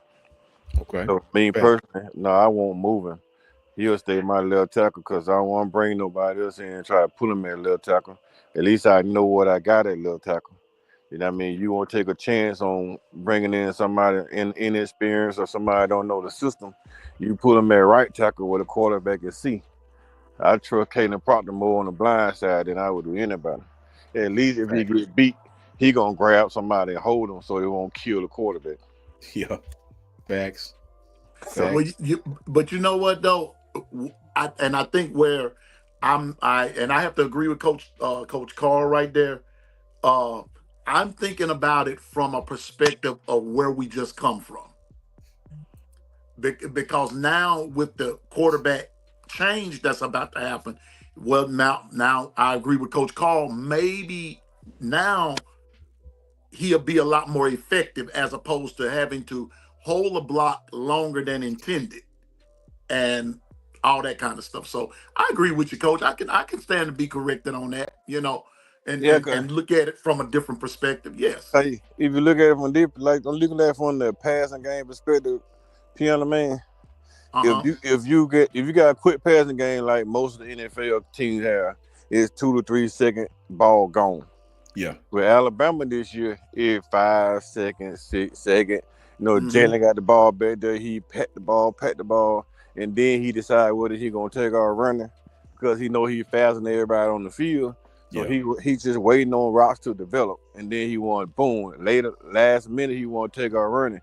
Now a lot of time when you take off running, you want to scramble to the right, but your right tackle getting killed, so you want to go with the middle.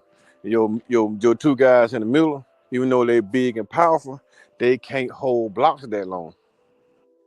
I don't care who you are, high school, junior high school, elementary, pee wee league, pros. Ain't nobody holding the ball. Ain't nobody holding blocks that long. Only person holding Right. blocks that Facts. long is Kansas City because they get away with holding. Yeah. But nobody That's an holding. ungodly amount of time too. Yeah, Yeah. nobody holding the ball that long, man. Nobody holding no blocks that long. That's why these defensive linemen get paid second high paid players in the league. So, well, third high behind the quarterbacks and the left tackles. They the third high paying kids in the league because they affect the passing game. So anybody that affect the passing game get paid lots of money. That's a fact. That's the whole fact, man.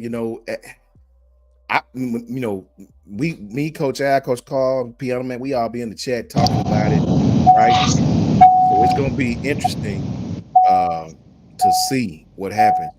Uh, Tiny Let Tiny Let Loose had another question about the coverages. I explained to him a while ago. In my humble, Coach Carl is defensive guy. I told him cover 7. He asked about cover 7 while ago in cover 1. I told him cover 7 was a sort of like a variant of cover 1, but the free safety play deep.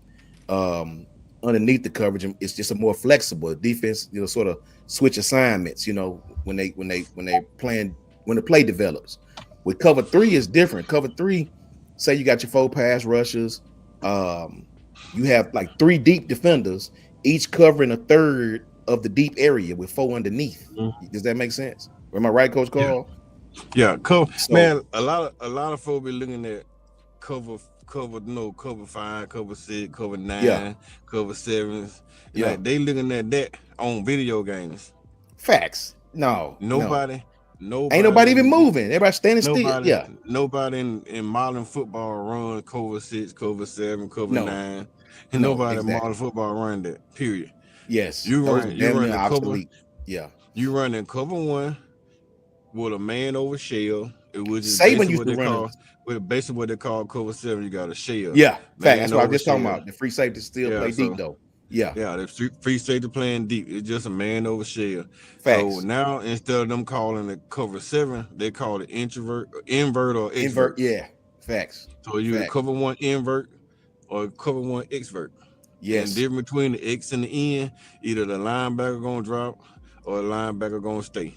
It's just an yes, and invert and or exvert.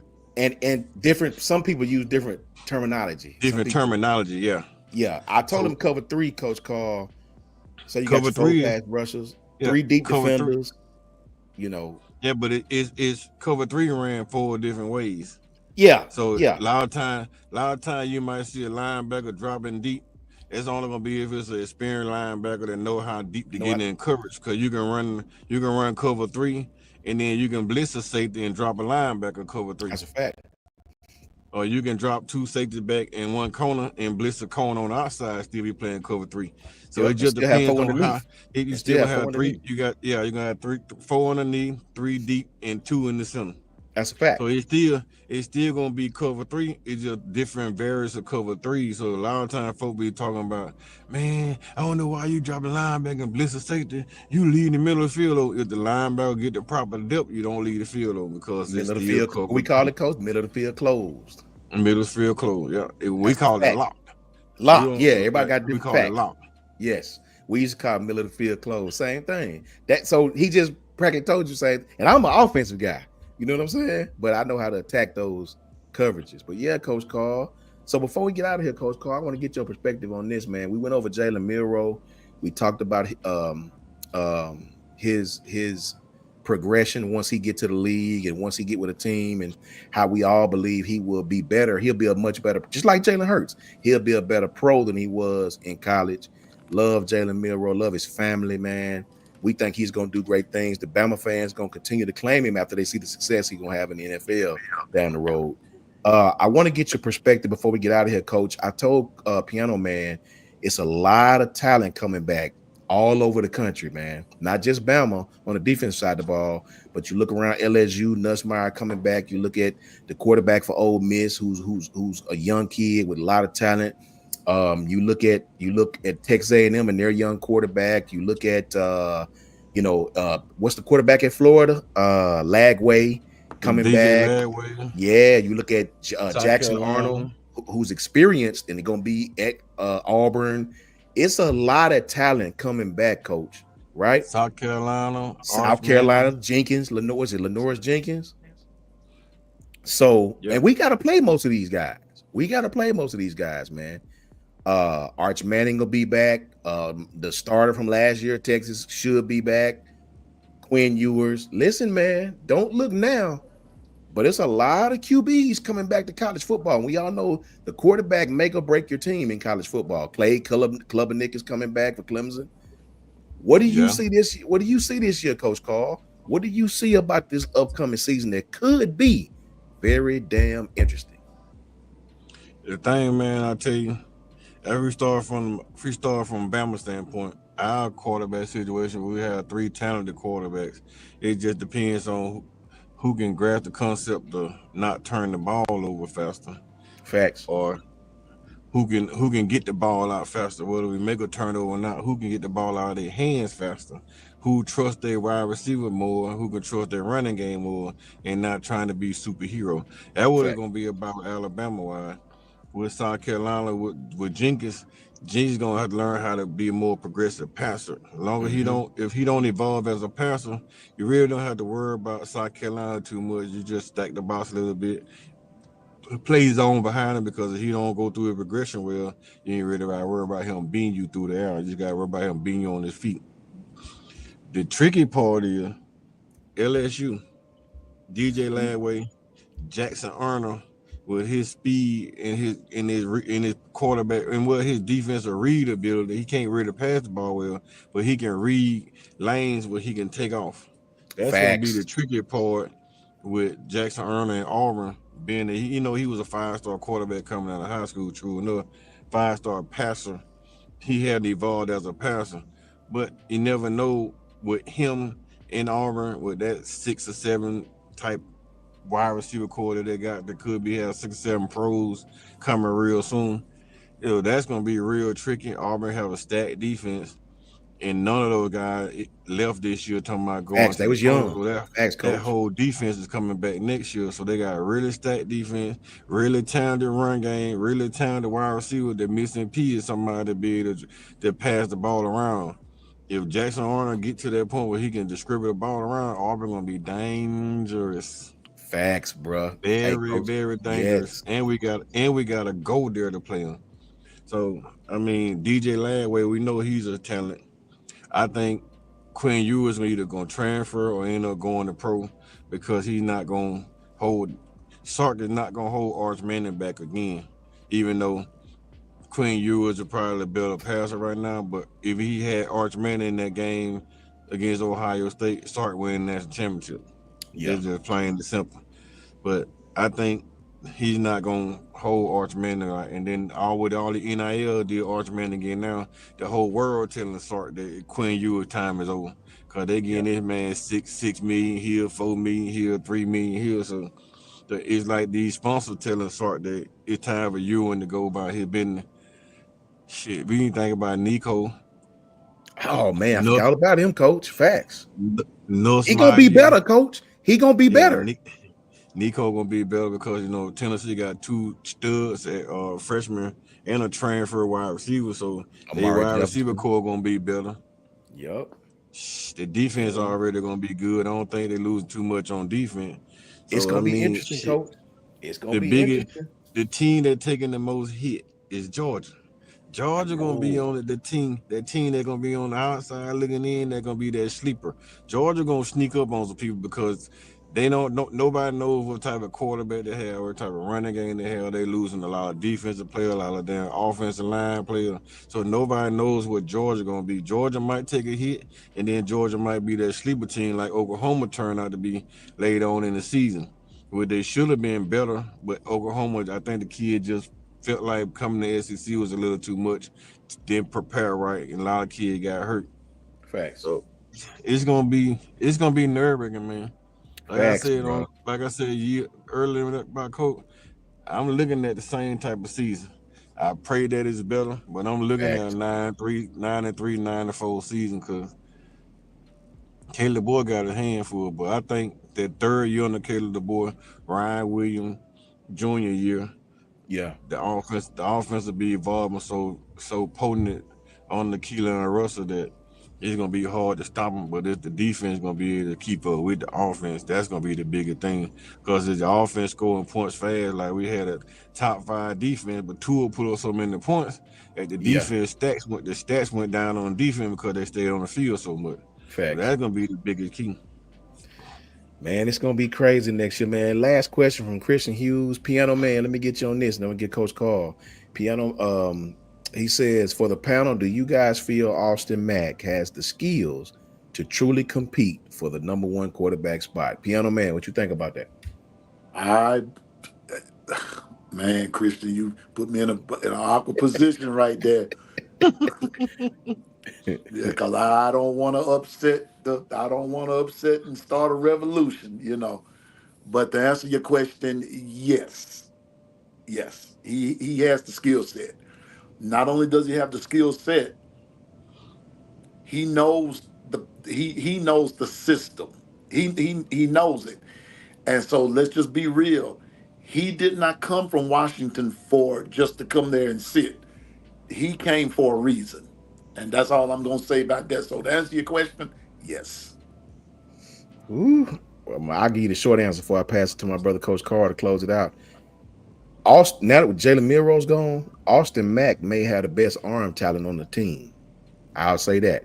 I Mhm. watched this kid flat-footed throw a 35-yard spot-on bomb, like hit Rico Scott in the hands, and he had about 2 feet from him in the sideline, right? So if it's arm talent, yes, Austin Mack will be right in there. Who can grasp the offense? Who can grasp the check downs? Who can grasp the protections? Who can grasp you know, throwing the ball into tight situations and not turning the ball over and giving it to the other team, right? Pros of Austin Mack is yes, he has the arm talent, some of the best arm talent you're gonna see. The kid is 6'5". Cons is he ain't nimble by no stretch of the imagination. Pass rush get to coming, he ain't gonna outrun nobody, bro, at all, at all. Statue, if I've ever seen one, trust me. So I guess we'll see, Coach Carl.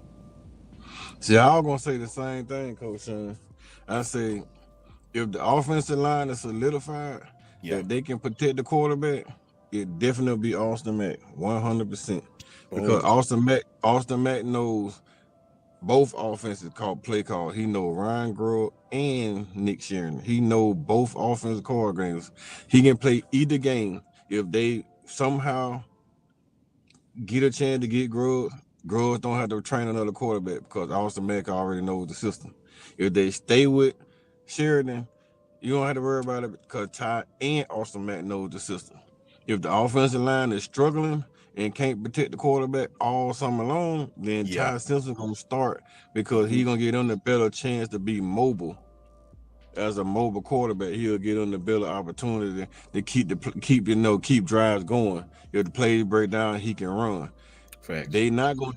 I don't think they're gonna turn over to Keelan Russell right now because of his physique, and then he's still gonna be suffering from that high ankle sprain he got from the All-American game. So that's gonna be kind of like a little knot on him, like, even though the guy stepped on your foot and it took you out the All-American game, blah, this and that, it could be something that we need to worry about.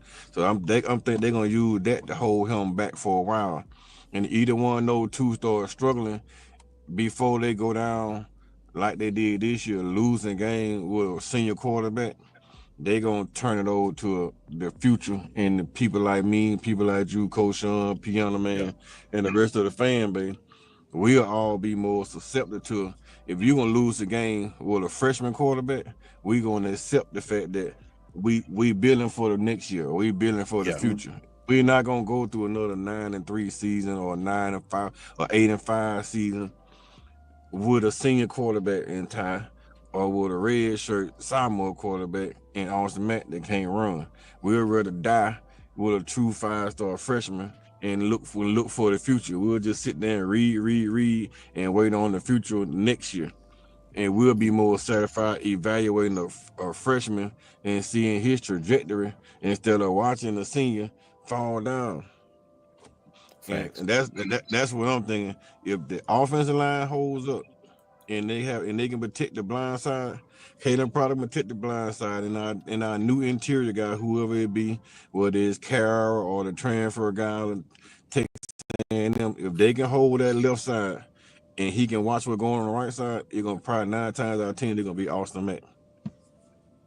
I think so too. I think so too. I would love to see Keelan put on about 15 more pounds before the season start. Because that boy frail, man. He's talented as hell, but Lord, he little. And the way them boys coming off the edge now, man. The spring gonna tell the story. The spring, when they come back Yes, for the sir. summer, it's gonna tell the story, man. So listen, guys, we've been on now about 2 hours and 22 minutes. I sure love the fact Coach Carl came through. Love Yeah. when coaches get through and get their perspective, man. Really enjoy picking brains of other people. I enjoy that, man. Last Nick says, I think Keelan Russell is starting in a year or two. So if Matt gets the job, what happens? That's the key question. And Nick, I don't even really want to think about it because anytime you have two young quarterbacks around the same age, you never end up with both of them. Not in this day and at age. all. So not in this day and age. So I don't know, man. I Yeah. just it sucks. You If if Matt get the job, Coach Sean, yeah, it's a 1 year rental yeah, yeah. because Fact. there's no way in the world that Kalen DeBoer is gonna lose Keelan Russell and transfer portal because he won't start him over Austin Mack his Yeah, sophomore year. You're gonna have that Tua Jalen type conversation going on again. When Nick Saban not gonna lose Tua transfer because you facts. had Jalen Hurt there. He like, I'm gonna keep my quarterback. I gotta play and I'm gonna keep him. So he was not gonna lose Tua because of Jalen. So he rather risk Jalen than the risk Tua. So that's gonna come down with Austin Mack. Austin Mack might get the talent, be talented enough to be a star at Alabama. But if he lose 2 games, 3 games or whatnot, they gonna move on to Keelan Russell anyway, and they'll be like, "Hey man, find you another spot." You know what I mean? Or Yeah, you can bag him up, or you gonna have to just go ahead and find you another spot, and then they're gonna try to encourage him or help him move forward to another team. But Keelan Russell is the future of Alabama. It just facts, it is what facts. it is. Coach Carl is 100% correct on that. Now, make no mistake about it. If Bama go out there struggling against Florida State, or we don't look like we're supposed to look, or we end up losing to somebody, the Georgia game is early in the season, you better bet you know what, the young kid will be in there, right? Because they paid a lot of money for him. So, as they should, right? So listen, guys, much love to everybody in the chat, man. Thank you guys for tapping in with us. Janet, Kimberly, Christian, Buck, Brian, Chris, everybody, man. Everybody that tapped in. Had a lot of people in here tonight, man. Thank you to my brothers for tapping in, man. Thank you to Piano Man. Thank you to Brinsky. Thank you to Coach Carl. Much love to our other brothers, wherever they are, man. Much love to Coach Jance. Much love to Ty Hayes. Much love to my brother Coach Al. Brinsky doing his thing. Much love to Tez and them too, man. Them boys doing their thing. Really, really, really happy for what they doing. Piano Man, let everybody know where they can find you, brother. Hey, you can find me at the Long Run with Piano Man on YouTube, and you can also find me on X or Twitter under Music and Sports Guy. I'm asking you for something special tonight. Uh, I'm 6 away from having my first 100 subscribers. Can I just get 6 people that have not subscribed to the Long Run with Piano Man? Hook me up there because I want to get my first 100 so I can kind of flex my chest a little bit. But I'm thankful for the 94 and my crew that's running with me: Dwight, Bino, JB, Carla, Susan, even Nick Harden, all those, Kimberly, all of them. Thank you for coming and everything. Thank you, and Coach Sean and Coach Carl, B Sharp, everybody. Man, thank y'all. But I need 6 people to subscribe to my channel. Put me at 100, and I'll be so appreciative. Roll Yes, Tide, sir. everybody. Roll Tide, please get Piano Man. All my little homies, if any of my young homies in the chat hadn't subscribed to Piano Man, please head over there, man. You already know the channel name. Please head over there and get my man to 100. We need that. You know what I'm saying? Coach Carl, let everybody know where they can find you, my brother. Oh yeah, man, you can find me on X/Twitter at Coach KD Taylor. That's Coach KD Taylor on X/Twitter. You can find me on YouTube at On the Blocks. It's On the Block Sports Talk with Coach Carl. I actually got my boy Dwight to hook me up with some design. So Dwight switched the Yeah, name from On the Block Sport Talk to On the Block with Coach Carl. So I'm gonna go to YouTube and I'm gonna change the name. It's gonna be On the Block with Coach Carl. So yeah. Check it we're out, gonna Coach Carl. I we're think gonna D Fin said repeat the channel name. it's On the Block Sports Talk with Coach Carl. If you look it On up the on block. you, or if you look it up on YouTube, it's Taylor Black 46 or something like that. Mm-hmm. You that's the name. That's the YouTube channel name, Taylor Black 46. I think I can't remember. Just so if B Sharp was on, he would put it in the chat for you. But I'm working from my cell phone with limited internet service. So Fact. down here in Fort Deposit, Alabama, at my sister house, man. I would have got on earlier, Coach Sean, but I found out yesterday that they were burying my daughter's grandmother today. I ain't know she had passed, so Man, I'm I sorry to had hear that, Yeah, brother. I man. had to jump up and come down here today and show up for my daughter because I know if I didn't, she would have been mad at me forever. So Facts. and when I got down there, her mom was sitting there like, I wanted. She said, "Oh, you showed up. I told her your ass wasn't coming. I knew you weren't gonna show up, but you surprised me. You here?" I said, "Hey, I just found out. You think I wasn't gonna show up for my baby?" So I Yeah. walked in there and she saw me. She ran over and gave me a big hug. And she was happy to see me. She said, "My mama just told me that you weren't gonna come." I said, "Man, you know if I known I was gonna show up for you." So that made her happy. That made me happy. And then I just stayed out here and kick it with my sister now for a little while longer. So that's why I forgot that you came on.